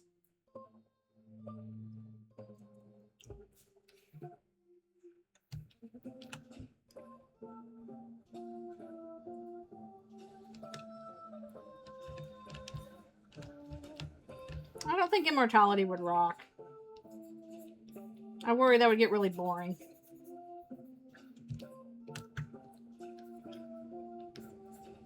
At least if we're gonna do immortality, I feel like we have to have certain conditions laid out for it. That is one of the reasons why I did like what 17,776 did with the concept of immortality, and that the real danger of immortality is not, like, avoiding death or whatever, but, like, boredom, and basically how in the future, if, all of humanity becomes immortal, the things they do to basically to combat boredom. Yeah, you need conditions. You need boundaries of some kind.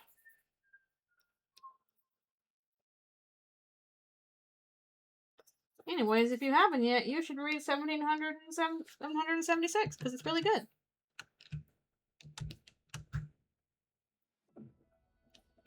Why would you become a Minecraft YouTuber if you were immortal?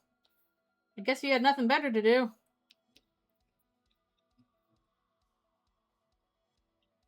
Okay, please read the series 17,776. I will type it in here. 17776.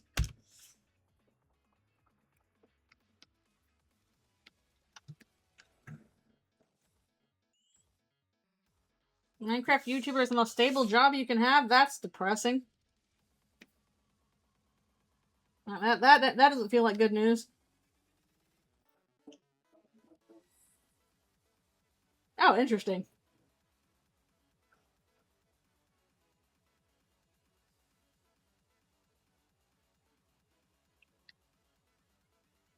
No, I don't think doing bad stuff is a problem unique to being a YouTuber.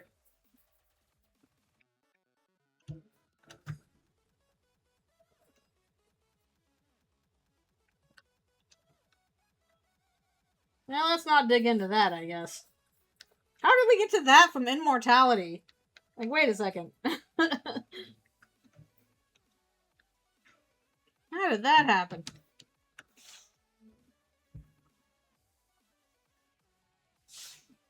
Also, when is my stretch break again? It might be soon.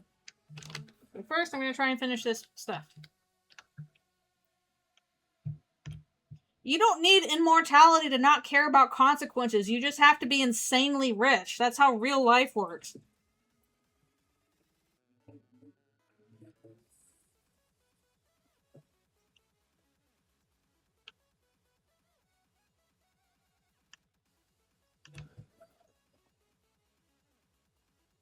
That is said, it is really funny how, like, these insanely rich guys are all like, man, I'm really, really, really into discovering immortality because, like, the truth is they're still scared of death. I don't know, dude, maybe don't be an asshole and you won't be so scared of death.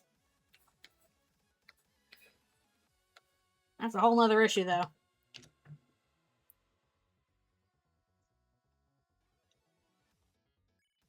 No, these guys that are, like, insanely rich, they're all, like, obsessed with immortality. That's why they're into, like, Rocco's Basilisk and stuff like that. And putting your brain into a computer. Because it turns out you can't take it with you. You can't take it with you.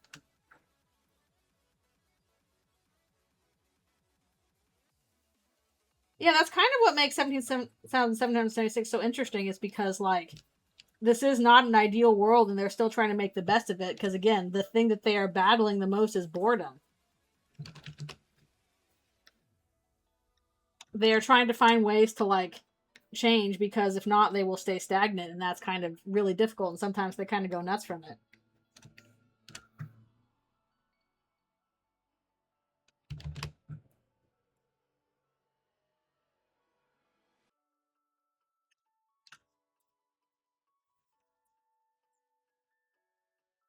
Every case of necromancy was an act of God. I mean, like, as a Christian, true. I mean, not even talking about Jesus. Talking about oh goodness, who was it? The one that resurrected Saul. Oh, it was probably Solomon, wasn't it? I think it was Solomon.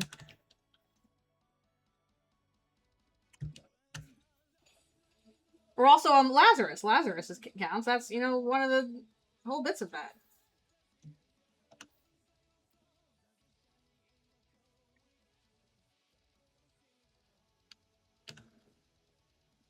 Yep, no, the day for 1776 is gone. We didn't get immortality, which probably for the best. Alright, do we have the lighting on this? Okay, we'll come back for the...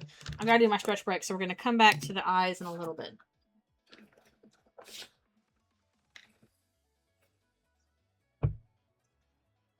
Expecting a way less positive reaction. Yeah, I would rather die than be immortal, too.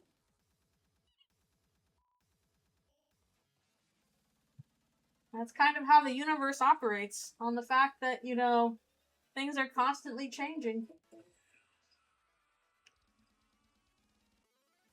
It's the funny thing is like, I don't know, just getting in all philosophical, like, changes both how the universe operates, that's what makes it go, and it's also the part that, like, makes life scary. Because change is uncertainty, and humans don't like that, including me. I don't like it. But you gotta learn to live with it. Because that's how the universe works.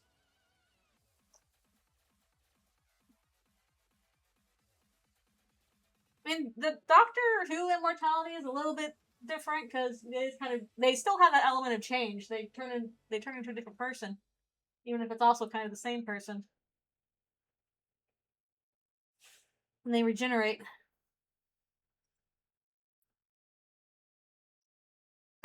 Excuse me. Bliff.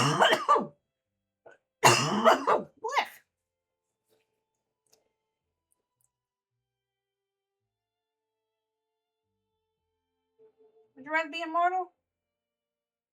I mean, I guess I do believe in, like, souls and that those are immortal.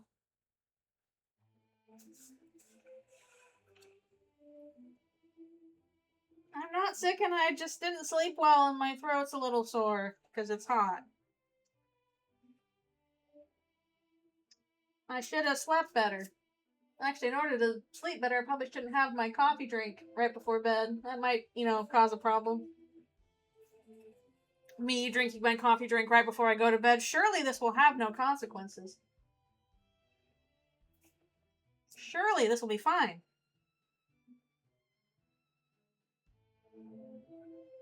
Change is often very neat.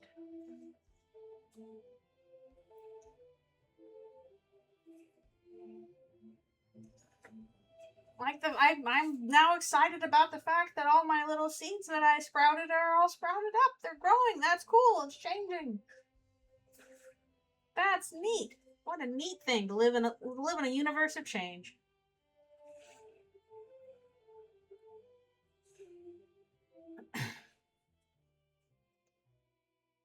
Wait, you ate an entire bag of coffee beans? You didn't even filter them into coffee? It was just the beans? It was just, why would you do that? Oh, I think that would kill me. I think that would just flat out kill me.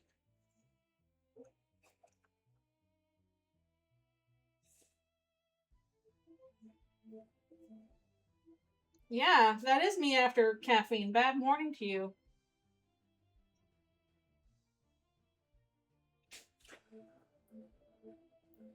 Yeah, I see. I always saw like Kara's ending in Dogs of Future Past as like a good thing, but I do see people thought it was like bittersweet, and I can see that.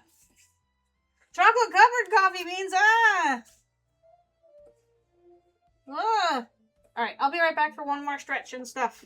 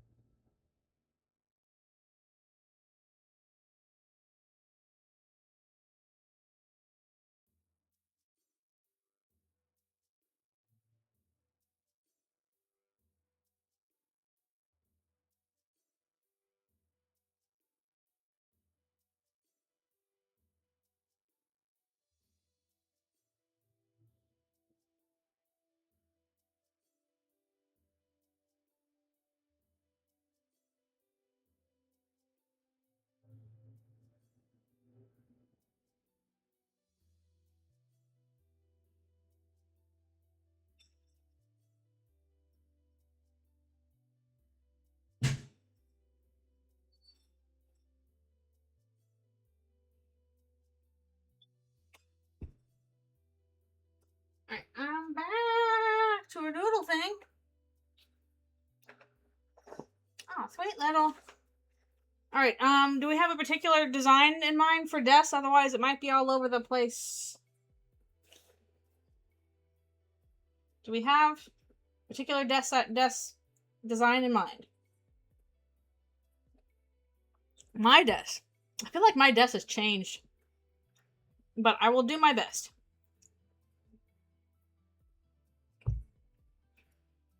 There we go. Like I had like a... Excuse me. Des, you changed. You actually changed. You were talking about change. And playing in Stars and Time over here and all that. Okay. Do little baby Noelle with her little pigtails.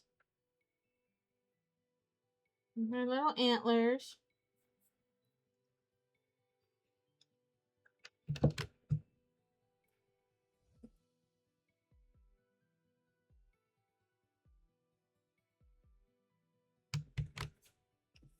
And she's sitting so nice for her big sis.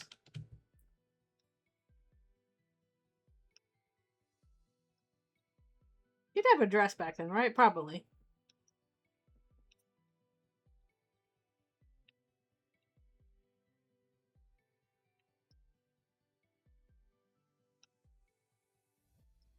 Little cream dresses.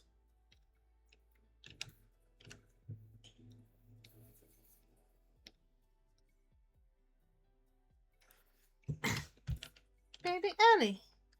Of course, the problem is now I gotta draw somebody playing a guitar.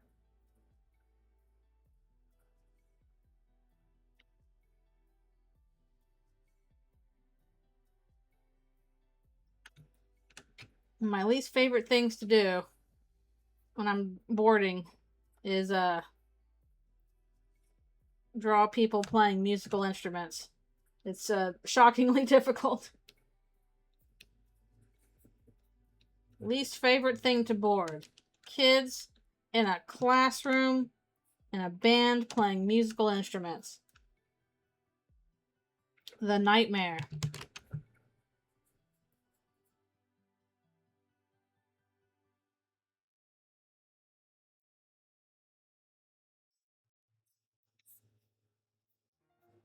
Yeah, like a likeness is the kind of thing that I would probably do for like extra money on a commission.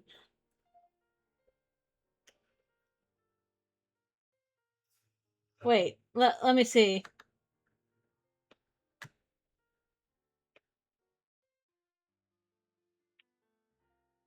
That's not ER hanging out or playing a song with ER Noelle. Okay. Sorry, you said not ER at first.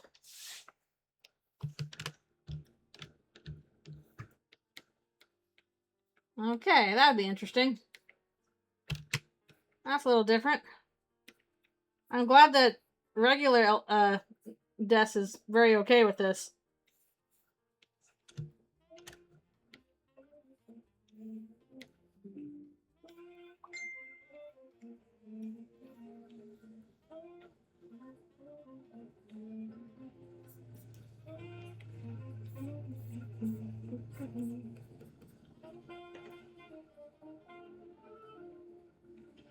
No, I don't know what that is.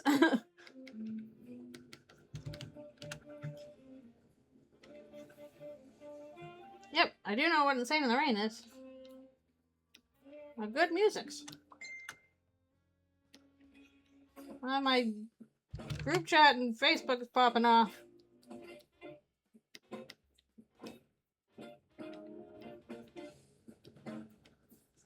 I do love the fact that like the moment that new song came up in chapter 5, I was like, oh, it's the Insane in the Rain mix. I should probably make her even smaller because Eldritchrune Noelle is very big.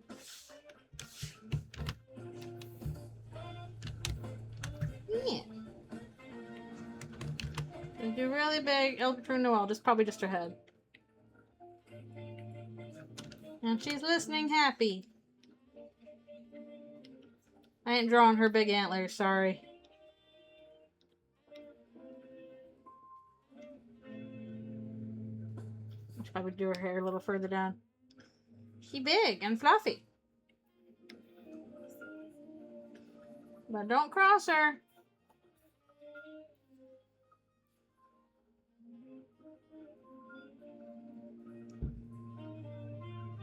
The biggest of the big fluffies.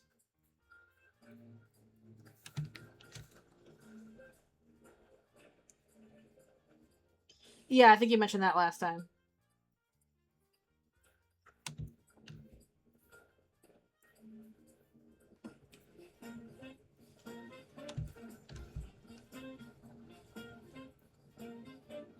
That's the crossover of the century. We have soothed the savage beast of the power of guitar solos. Which, no, those probably would work.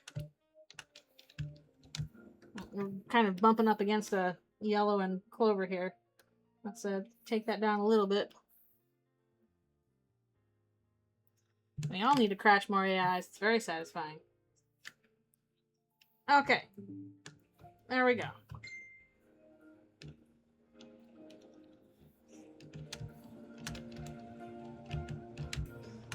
It's a sweet and tender moment.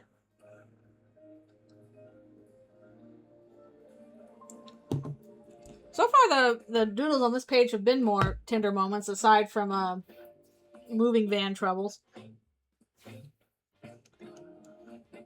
Hello, hello. Thank you for coming. We are working on character shading, and I just finished up another doodle request. And my eyeballs hurt because I didn't sleep well. But we carry on regardless. You can't let eyeballs hurting stop you. Thank you. I'm glad you like the doodle. Oh, that is true. We do have Aqua crying. Maybe it is less wholesome. Why would you make Aqua crying? If Aqua... So you need like one of those little doodles. Like if Aqua cries, does she cry like this with one big eye? Or cry like this with like, you know, 3 eyes? Or does she cry like this with like 5 eyes? Noelle telling her backstory to regular Des, and Des like, damn, that's crazy. Anyway, here's Wonderwall.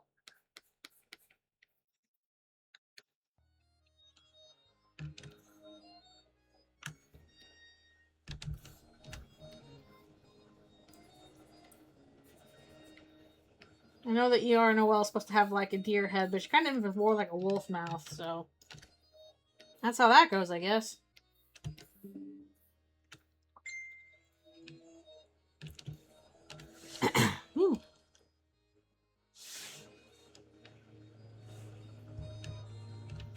Thank you, Spamton. You're not helping.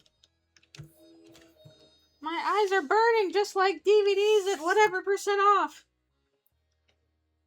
Can ER Noelle sing? But yes, but you don't want to hear it. Yeah, I might need to throw my phone out because it's blinking so much. I'll have to answer those group chats later. Yeah, Jill. We're doing the eyes.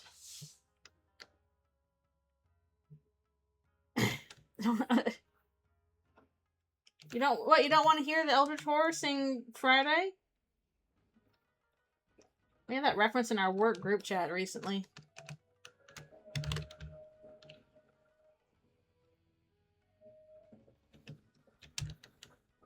Well, spooky eyes. They've got so many eyes.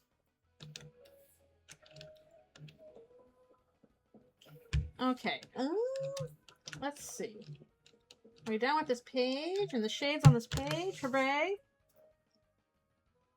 Friday should not be a horror. Friday should be a lovely time. Okay. Actually, I think I need the backgrounds on so I can kind of see what I'm doing. Same with this one. And, same with this one. Alright, I'm gonna have to, make sure, and same with this one. Let's do, like, half of this. Okay, actually, I'm gonna have to make her a little bit lighter so we can do proper colors on this. Yeah, Des would be freaked out. She's about to be stabbed. I think that would freak out most people.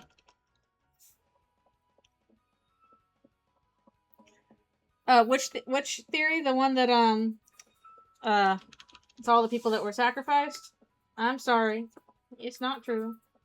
You'll see here. What's the total progress on the ending of Eldritchrune? Let me see if I can't, scoot that page over and, show ya. Can we do it? I'm trying to hide the things. That's the progress on it. There we go. So right now we're working on right there. We're working on this section.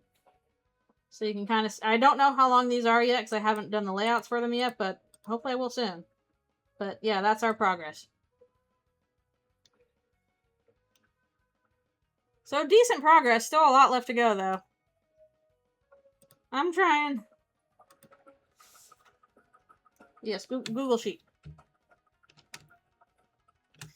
It's long. It's the opposite problem I had from Paper Trail, where people are like, "Oh, the ending is cut short." I'm like, "Well, get ready for a 20-part ending. Get ready." Again, I will have at least 3 other scenes from like the normal section that I gotta do, but the ending's very long.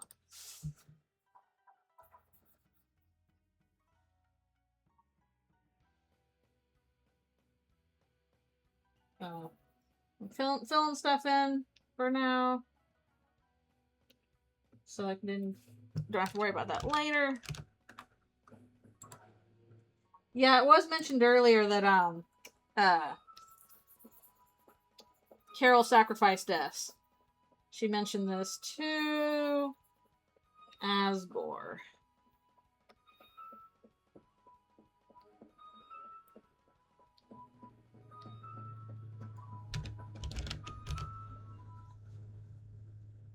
Stand for the. It's probably gonna take me like a month and a half to post it all. If I post it like, you know, even a 2 days apart each part. Right, and we have this. I wonder if we can't. I'm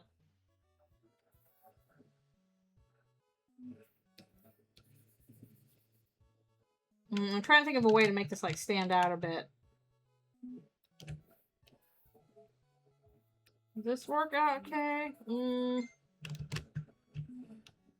No, I think I might have to do it a little bit darker.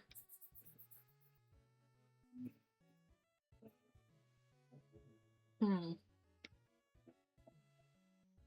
not sure if this is the best dark spot to use for or not. Yes, she sacrificed her daughter. It's just in this one. It's just in Eldritchrune. The dark, scary universe where bad things happen because parents do that to their kids, and this is the result. Moral of the story is don't do that. Literally or metaphorically.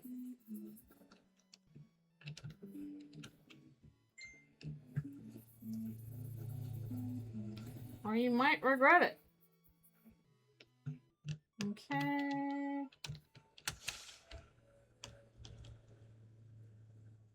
I'm really happy you're good with the way it ended. I know it is contentious. That is how it ended. But I just kind of joke that, like, oh, people didn't like the fact that Paper Trail ended too abruptly. Get ready for this taking quite a while. I tried sacrificing my child to the Eldritch Beings and now they won't talk to me. Am I the asshole? He could be. I sacrificed my child to a demon and they came back with a bunch of monsters and the demon with the intent on murdering me. Am I the asshole?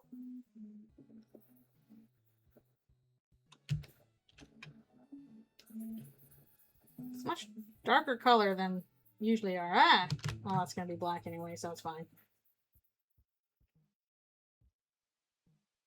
We have to do a whole bunch of effects in this part. Not the asshole. The demon should have responded. Yep. Why won't you call?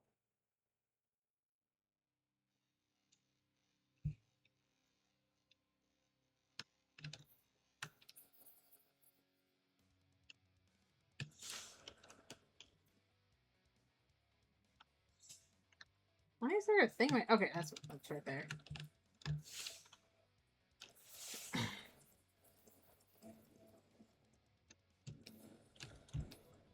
Well, big, true. Ah, I forgot her leg! Get over here! Forgot her leg!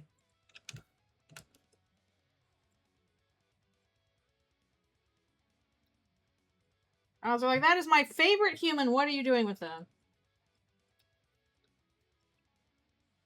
Alright, now onto the shading.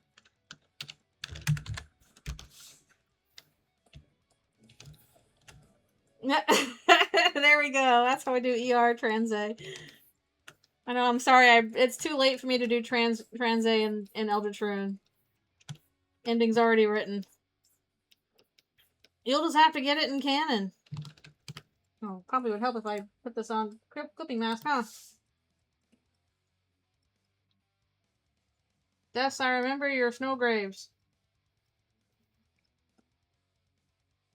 These weren't my snow graves. I don't know whose snow graves they were. They're not my snow graves.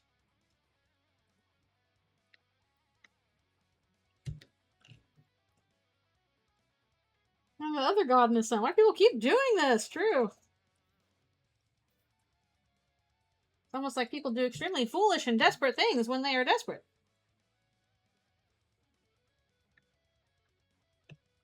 Yeah, especially with how this is, like, set up in comparison to canon. I still find it very wild how we better understand, like, Ralsei being trans than we understand, like, what object or idea Ralsei actually is in the light world. That's crazy.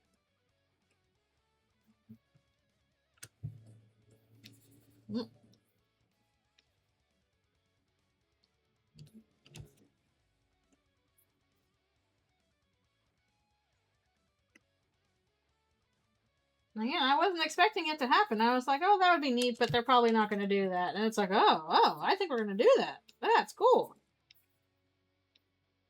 Let's do the cool thing.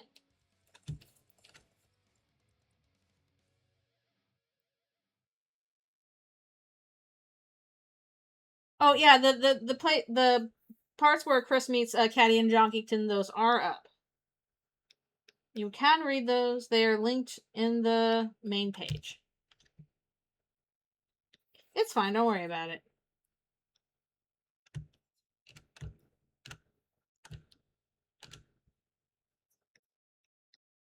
Yeah, that is true. I guess one of those requires more careful setup than the other, whereas the whatever Ralsei is thing is probably also something we can answer in a cutscene. It was almost answered in a cutscene until Susie was like, no. Don't tell me. We need to find out at a more dramatic moment.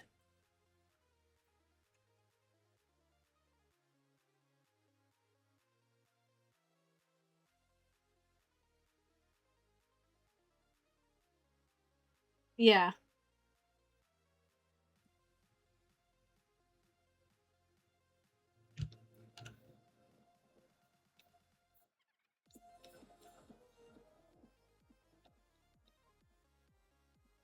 Fur in the... I don't think that Ralsei is the fur in the drain.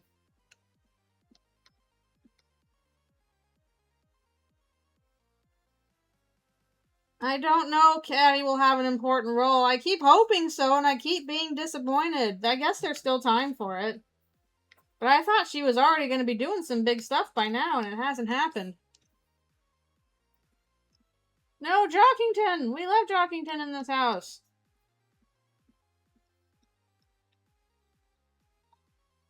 We love us a Jockington.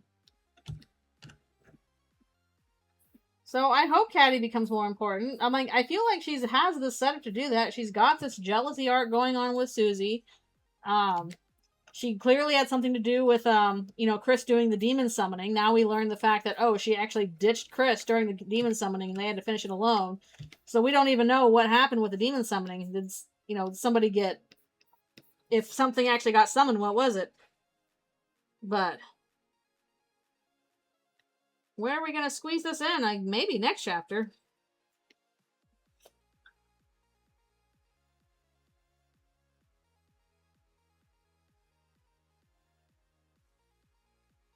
Yeah, Ralsei's pretty darn good at masking his feelings. Mostly see it as like he's really excited about doing feminine things. He's like happy to have the ribbon on him and stuff like that. Oh, I've never gotten to be a princess before. I like doing these girly things. But there's kind of like this resignation of, oh, well, I can't do that because this is the role I've been assigned.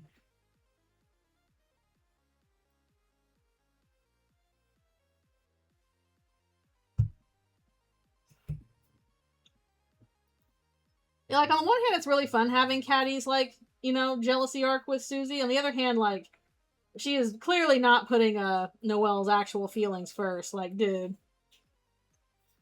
A demon could have been friend. I could see that with friend. I didn't wonder how that ties into my ideas of friend being about trend chasing and knockoffs. I think either gender fluid or trans femme could work, but it definitely feels like Ralsei keeps trending more towards feminine rather than masculine presenting. Nope, Catti was jealous.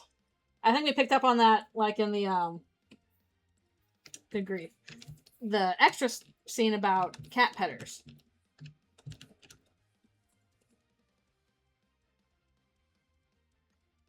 A Psyduck doodle. I can do Psyduck. Psyduck. I got some shiny Psyducks. Let's see.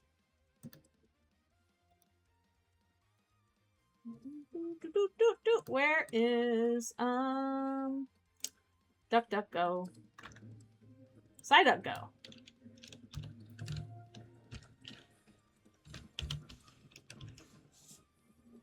Psyduck.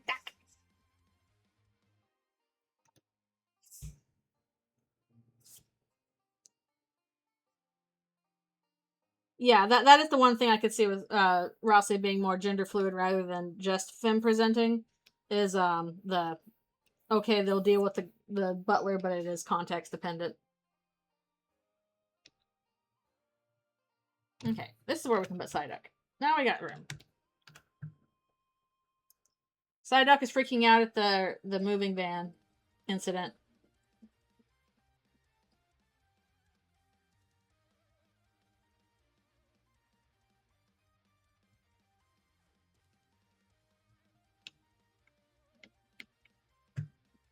Look at this little guy.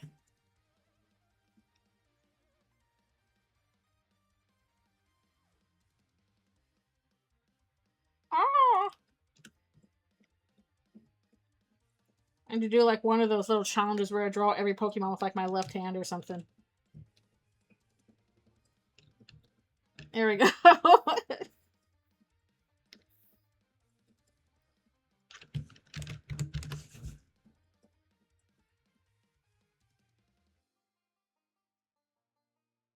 That is true.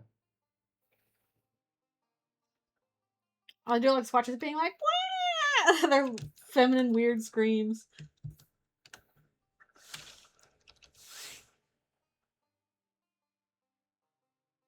Yeah, I can definitely see that with Catti.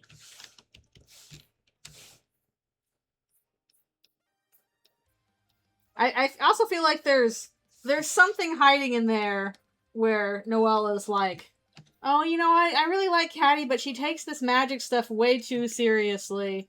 And she's like, I don't want to say it's annoying, but Susie's like, yeah, it's annoying, isn't it? I feel like there's something in there that's a little bit of a poke at the fandom.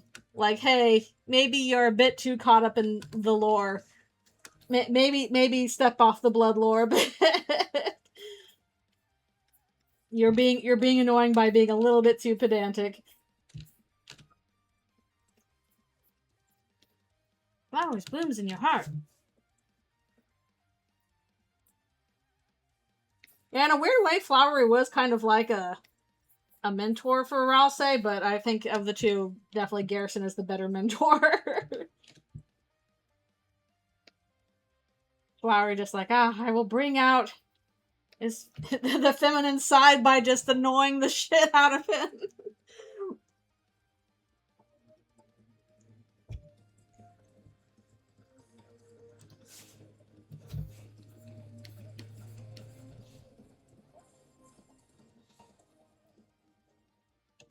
Oop, lost my thing.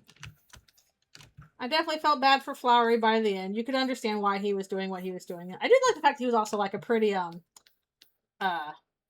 interesting antagonist compared to the other ones we usually got.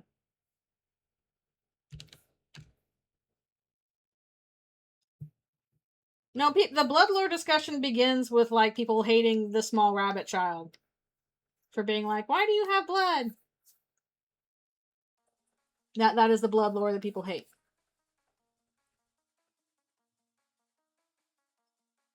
an interesting angle that, like, Flowery was kind of trying to do the mentor thing for Ralsei, but failed, but at least got the ball rolling.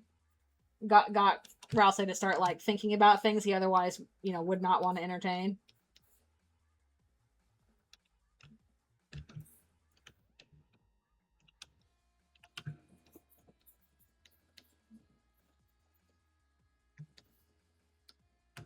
Alright, thanks. I'm glad you liked the Psyduck. Thank you for the request. I had to go out yesterday for Pokemon Go stuff, and I got some shiny Magpies. Gay TV with abandonment issues, true. Yeah, it was. I was thinking about it prior to that. Again, I don't even remember what it was that set it off, but somebody gave me an ask once. I'm like, that's not true. There's got to be something else, and that's when Half Human Susie kind of just popped into my brain. But definitely the Chapter 4 discussion got it heated. Yeah, I know, you're right. That is what Flowery says. He's like, I was trying to realize you could be happy, but you were just jealous. Which, yeah, that is kind of what happened.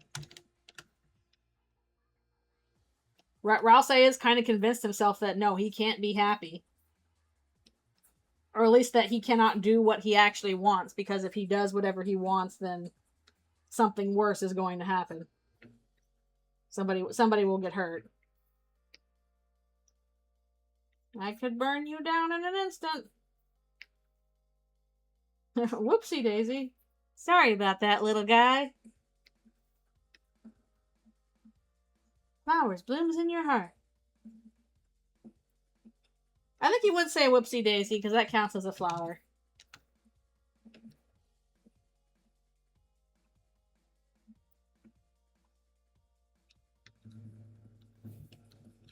Smile again. On the other hand, like, I'm glad that Flowery was that way, because it also made Asgore realize, oh, people just showering you with affection that you don't really want because you desperately want their approval is kind of obnoxious, and uh-oh, maybe I've been doing that with my ex-wife. Uh-oh. So, Flowery unintentionally good at, like, teaching people some lessons about how to grow. Ha ha ha, because he's a flower. Like, grow as people.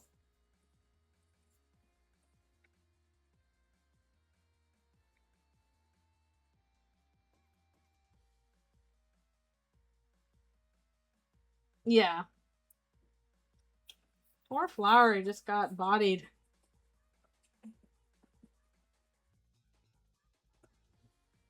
We must kill the narrative.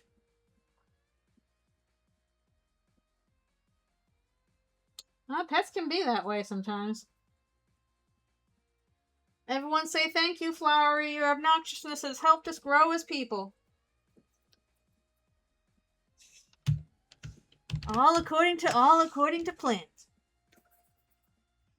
Why does it repeat at that part?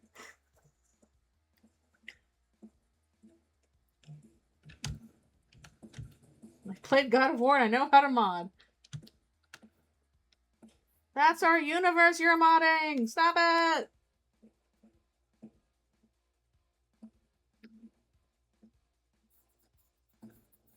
I do find it interesting that in that part of Chapter 2, he was intending to have, like, Chris go with one of them and not have Chris be split off separately.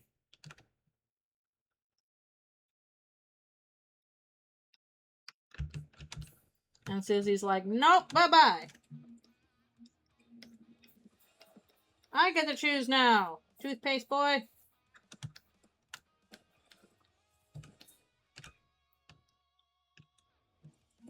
I need to find the bromides. That was like the one thing I didn't really find in my playthroughs. Yeah, like, I love Flowery. Flowery is really fun. He's still my least favorite flower of the bunch. But, like, he's up against stiff competition. They're all very charming in their own ways. I don't think there's a bad option in the bunch. There are none of them where I'm like, oh, I hate this character. Like, they're all fun. But he's, like, my least favorite flower.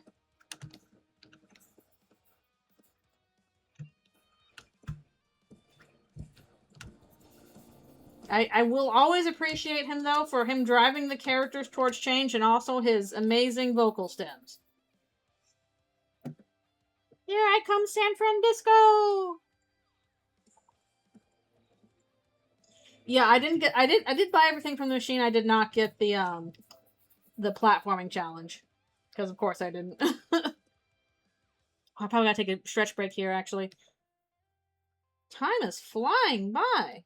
Time flies when you're a giant eldritch monster about to eat people. Time flies in your heart.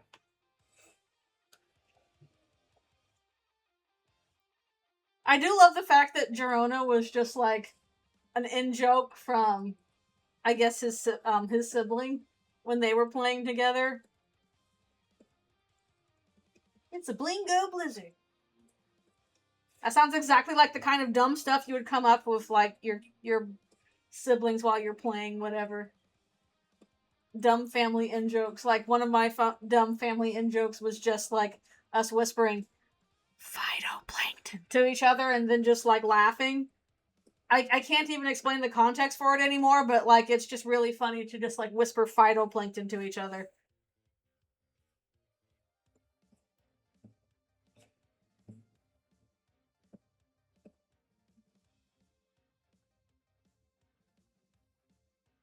Yeah, exactly. That's another reason why I don't think we're gonna get, like, and here's our chance to do Snowgrave Part 2 in Chapter 6, because you really do need that option of, one, you know, Chris is only with Noelle, and two, you can only do these things in this order, and the sequence for it is so specific that if any one part of that gets thrown out of whack, then you can't do it. So I don't think we're gonna have that specific sequence in Chapter 6 again.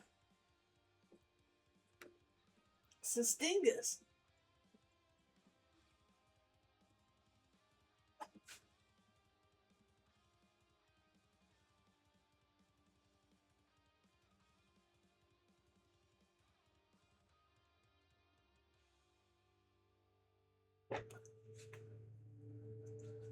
I also love the fact that, like, other just weird in-jokes that become funny in the game is just like, I'm old! It's like a joke that's existed since middle school.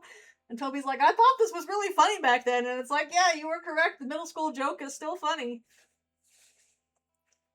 Sometimes little kids do actually know the funniest thing. Maybe there is merit in 6-7 after all. We're just too adult to see it.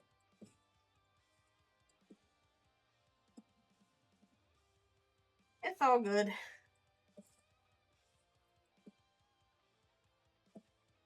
Let's not go that far. Aw. Ah, well. Kids are allowed to have stupid jokes that I don't understand. That's their God-given right. Yeah, I think the point is to annoy people.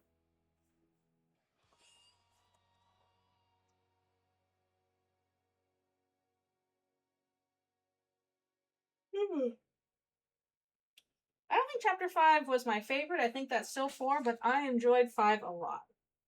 Especially once I got past the, like, wait, the things I thought were going to happen didn't happen. Once I, got over that and saw the chapter for what it is, I'm like, no, this was really fun. Alright, I'll be right back for one more stretch and stuff.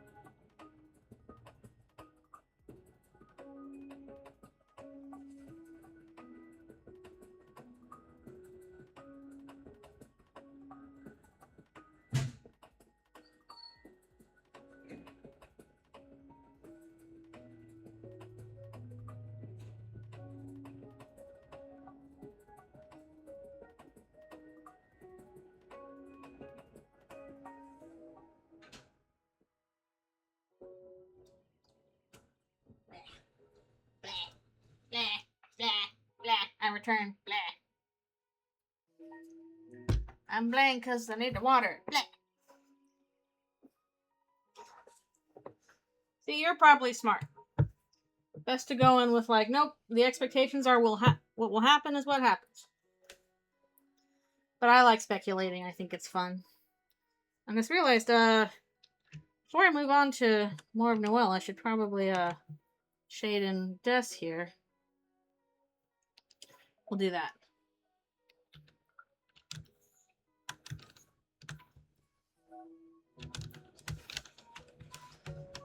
I still like trying to guess. It's fun when you guess wrong. Because then you get to go, wow, based on the new information we have, what could be correct?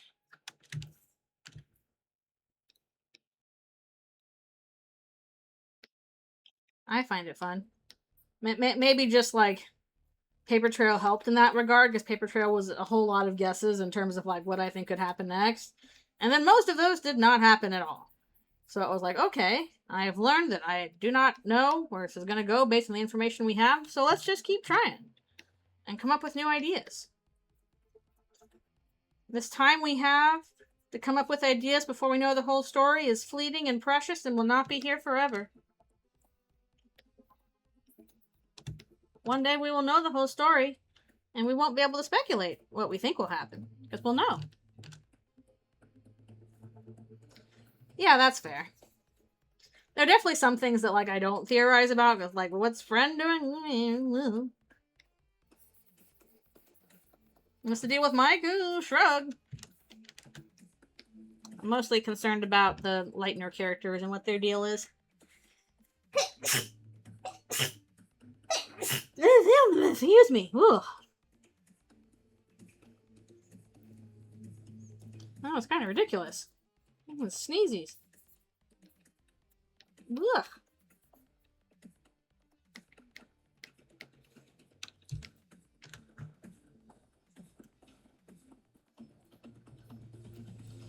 I do find it interesting. I don't remember who suggested this, but part of the reason why that Ralsei hides the fact that he has like this powerful fire magic is because he's afraid of like a Snowgrave situation happening with him where the player will like take advantage of his power to hurt people.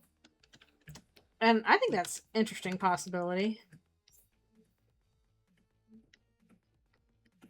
It's definitely probably not accurate to actual deaths, but whatever. It's an AU.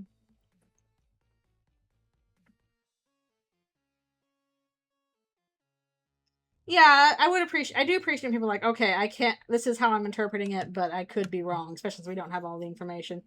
It gets a little bit obnoxious when it's like, I have solved Eldritchrune, and it's like, no, you haven't. This isn't a puzzle. This is a narrative. My AU, my rules. True enough. This is probably the most outside of canon I've gone in AU territory. I like kind of trying to stick to canon. That's like the fun part for me. So doing this, like, veering quite wildly off of canon is fun. And it's kind of like testing the boundaries of, okay, how much of this is like, still a fan fiction and how much of it is, just something original. So, trying to poke at those lines is an interesting challenge.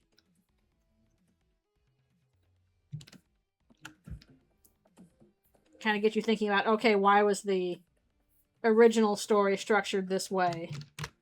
What changes when you change the setting? What changes when you change the themes? Etc., etc. What makes these characters recognizable if you change this many elements about them?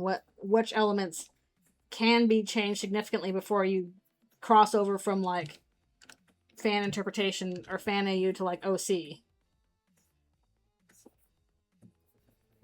Especially in regards to, like, all the various Sanses out there. I'm like, so many of them are just, like, they're not Sans. They're, like, OCs. And it's like, okay, how does... Where is that line crossed between, like, okay, this is a fan AU of Sans and this is an OC that looks like Sans? The interaction of Noelle and Aqua goes? I think Noelle would find her a little charming, but also a little scary. Because she's like, I like to play with the sharp things and all that stuff. So she could be, like, intrigued, but a little bit cautious.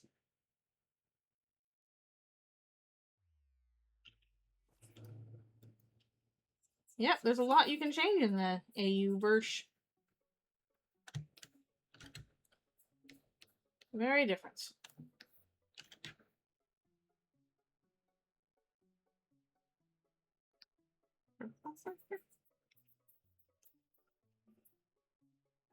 Go make 500 skeletons.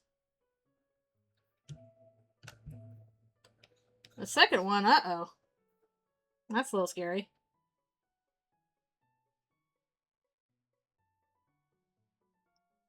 I don't think I saw a unique death animation, no.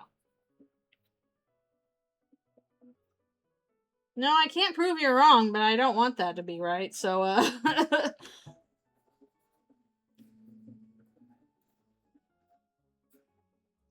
Also, at least for me, I always set Undertale's Mount Ebott in Ireland. Is unique death animation if you get killed by Aqua's duck. It only does, like, 1 HP, so you would have to have, like, Chris only have 1 HP, and or one of the people only have 1 HP, and then you get hit by the duck and it dies.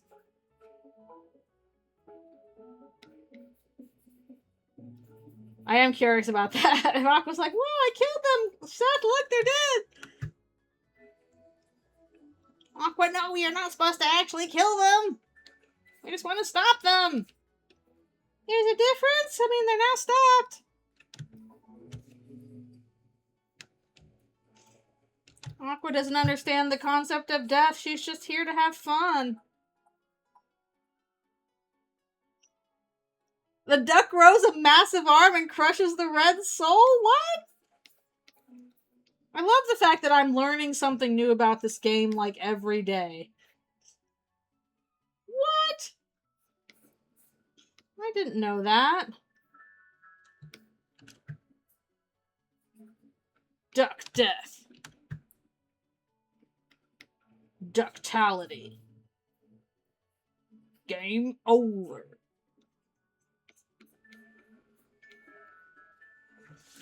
I wonder what's the thematic, like, thematic reasoning behind the fact that there's, like, ducks everywhere. That when you have the option to, like, make, you know, something made from parts, your options always include, like, you can't just make a whole-ass duck.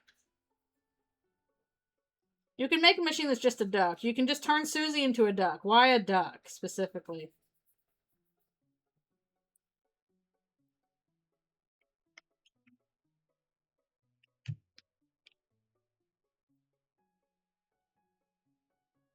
If you don't brute force, if you don't try every effort, how can you brute force the password to her heart? I guess that is true. Rubber ducky, you're the one. You make Deltarune lots of fun. I do know rubber ducks are, like, used in programming often. Actually, probably could do even more shading on this.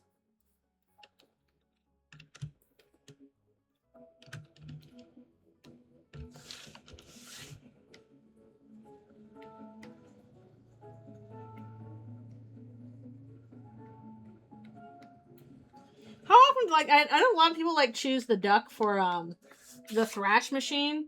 How many people chose the duck outfit for Susie? I feel like I didn't see that pop up that much. People are like, no, I don't want to dress up Susie as a duck. When you're fine with making your thrash machine into a duck.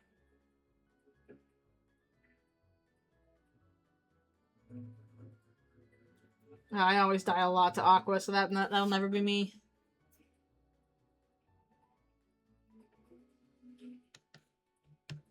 Like, I'm pretty sure Susie just gets, like, really annoyed, but, I wonder how often. Little ball with a laser. Nice. I don't remember what I did for my thrash machine, but I don't think I ever went for full duck. At most, I would have, like, a duck feet or something. Duck feet. Woo! Yes, I am aware of the duck roll. That was, in fact, the precursor to the Rickroll. That is why it is called the Rickroll, is because of the duck roll. So everyone say thank you, ducks, for giving us the Rickroll.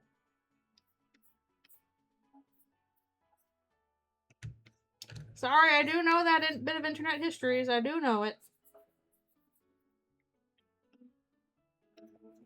Never gonna give you up, never gonna let you down, never gonna run around and hurt you. Ryuki rolling. A new variation. A new challenger appears. I'm no Rick Astley, but I'm glad you enjoyed it.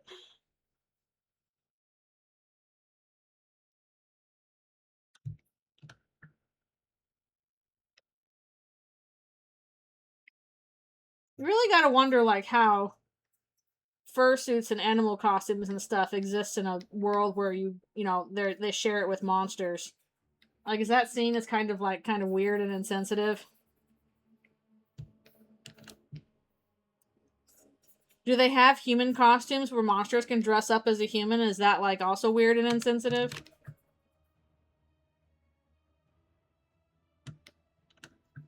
We know the movie Beauty and the Beast exists in Deltarune. Is that kind of weird and awkward? And the monsters are like, oh, she fell in love with the human, or fell in love with the monster and it turned back into a human. Oh, okay. Ugh. Well, it wasn't good enough for you, huh?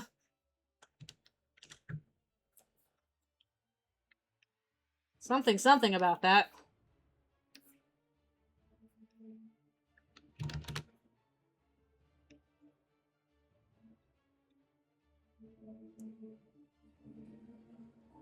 Oh, interesting. Okay.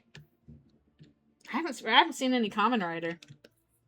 I do see it cross my dash a bunch sometimes, though.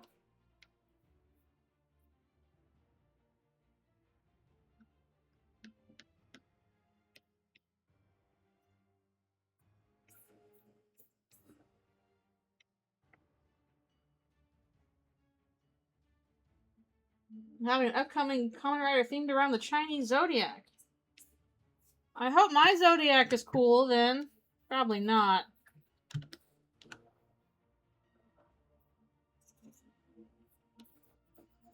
They better have my zodiac get a giant sword. As is customary.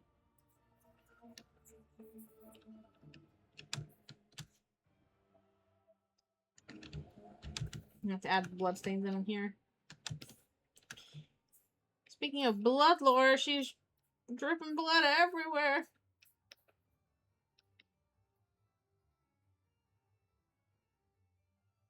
I feel like the Kamen Rider series probably has some, like, history with Super Sentai, but I don't know what it is. I'm not well versed enough in that.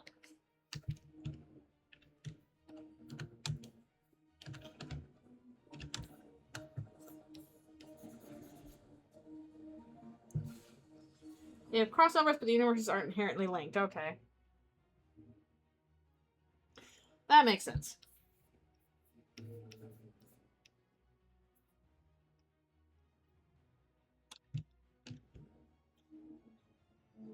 And even then, my exposure to the Super Sentai stuff is pretty limited, because growing up, we did have Power Rangers. That was a big honking deal. But it was the Americanized version where we took the Super Sentai scenes and then, filmed, you know, white Americans doing the other stuff.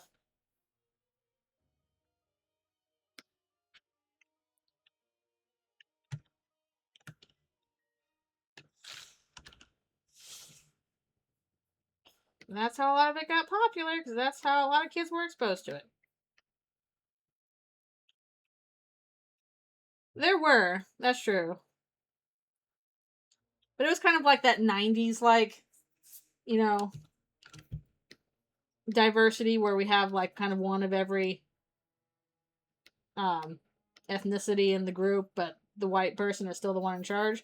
On the other hand, I can't say that's necessarily the worst thing in the world. It's better than, you know, and we're just not going to include anybody at all from different different groups.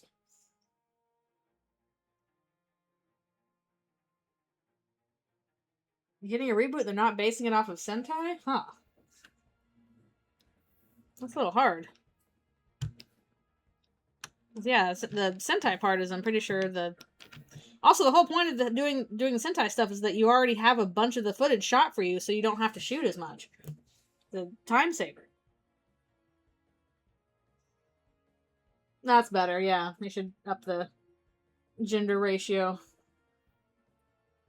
I will say that I am currently working on a group superhero show. Or I was working on a group superhero show. And I'm like, you know what? This would be easier to do if we had some more female characters in here. But, you know. That's been a problem for a while.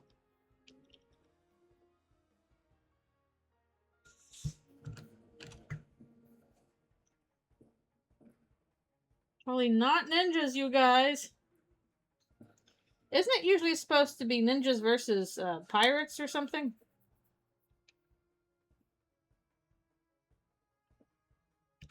I wouldn't put ninjas versus aliens. That's different.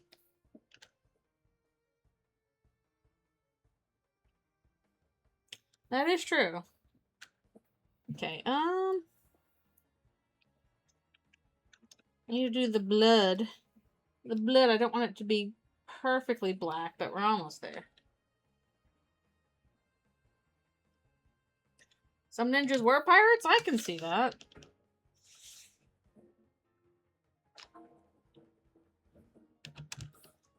I can see that.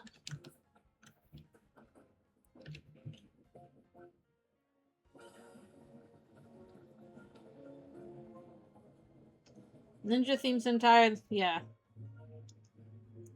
Saban, why would you do that? People like ninjas. Even though ninjas no longer exist in real life. You got rid of them. Which, you know, probably good.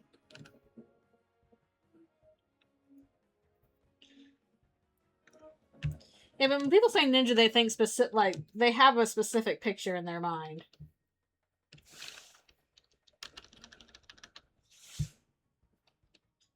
I'll probably fill that in with, like, the red stuff later. Whoop-a-doop.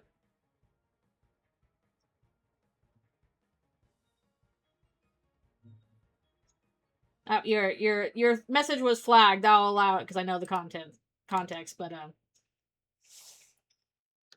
yeah, just FYI, Twitch was like, I don't like that.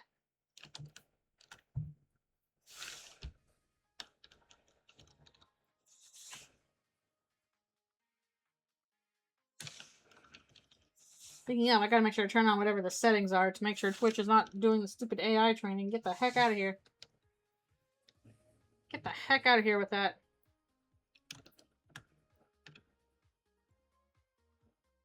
Alright, I think we're not done with this page. Oh, this page 5?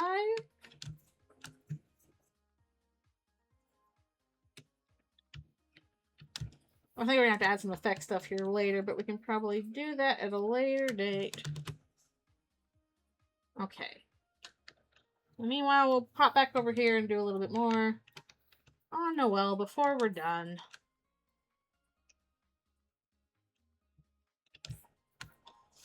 Yeah, I can't say I understand that.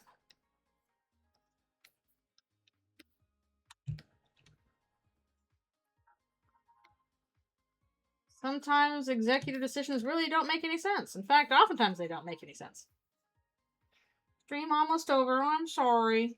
But there will be more next week. Also, hopefully we'll be working out when to do our part 2 of Eldritchrune Chapter 5 with friends. Again, I gotta practice with people. But that should hopefully be later this month. Probably on a Saturday.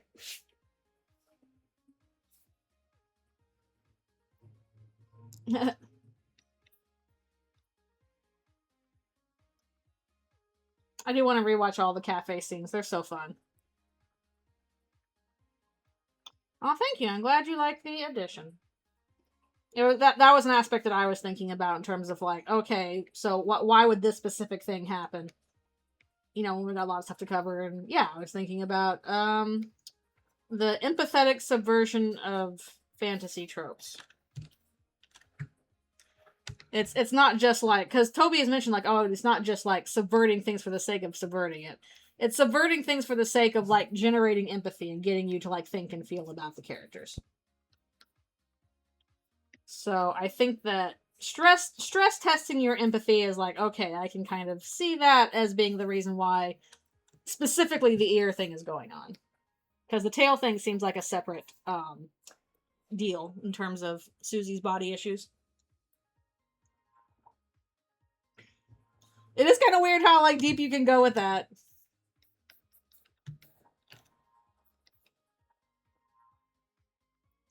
Never go full Shyamalan. Subvert with purpose.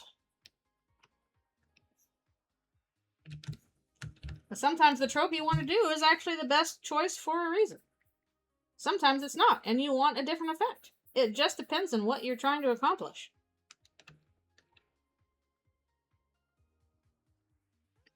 What other... I think Seth says what he think would be the other smartest flower. I don't remember who specifically. Maybe it was Blue. Maybe it was Green. I don't remember. I don't unless he's talking about Flowery. But I don't like... Does Seth think that highly of Flowery? I guess they do.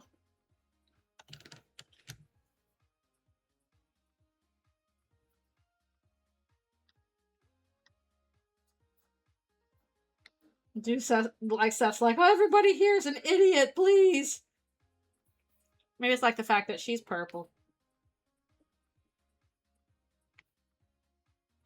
I could have sworn they did, but maybe I'm forgetting. I'd have to redo that scene. I could have sworn that happened. She's so small compared to the big Noelle.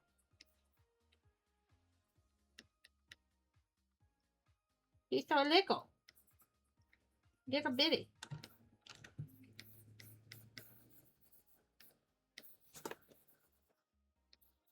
Seth is very funny, though. I do love me a Seth.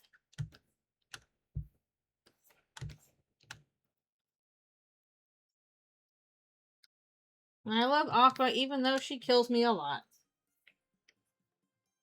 It's okay, you're the murder child. You're allowed to kill me a lot.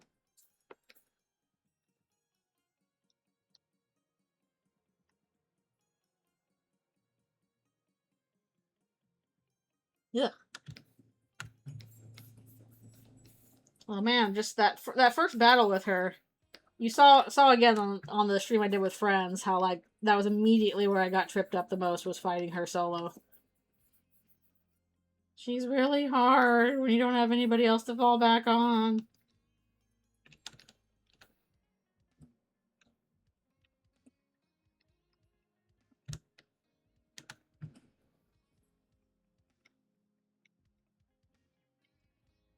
I probably need to stop in a soon-like fashion.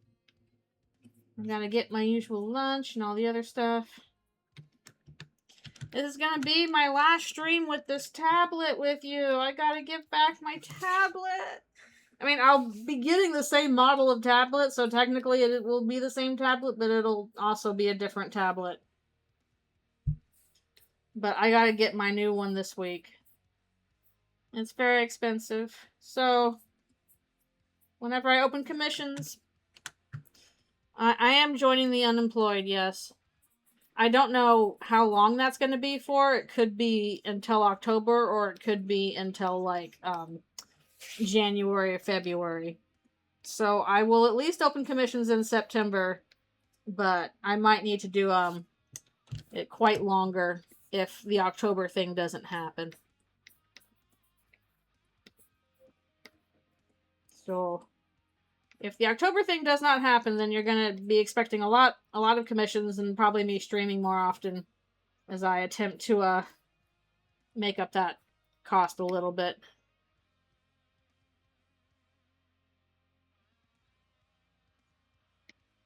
I really would hope AI tracking is not on the tablet itself. I mean, it's not on my current one, and I'm getting the same model.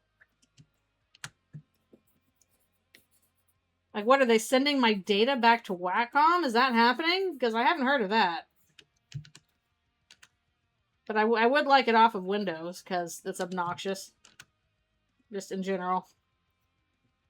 Oh, data. Why are they sending tablet data to Microsoft? I'm painting.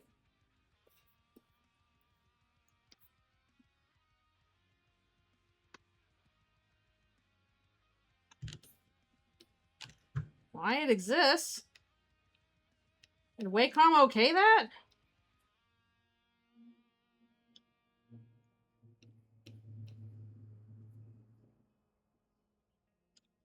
I can't really skimp on tablets. I need something professional. Okay. About to say, if they're doing training data, I do a lot of my, like, actual work for my job under NDA on my tablet. I think maybe, I'd have some things to say about that. Anyways. Yeah, I think this is probably a good place to stop. Now that we did, at least Noelle. There, we haven't quite gotten all of her, but we did most of it. We got through, 3 more pages of shading, so that's pretty good. Pretty good. I don't know what I'll be doing next week. It'll probably be more Eldritchrune stuff. Well, because I'll see if I have time to, even start. I really need to start the next, mainline comic at some point, but I've got other stuff to do first. But progress is progress is progress. There's still plenty to do on the ending, so there will always be more to do. So yes, more Chrono Trigger on Friday, more of this next Sunday, I believe. In the meanwhile, thank you guys so much for coming and chatting with me. It's been super fun. I super appreciate you being here. You all are very cool. And thank you for subscriptions and new follows and all the little doodles we did today. But yeah, hope things go well for you all, and that you have a good rest of your day, and I will see you all next time. Alrighty, see you later.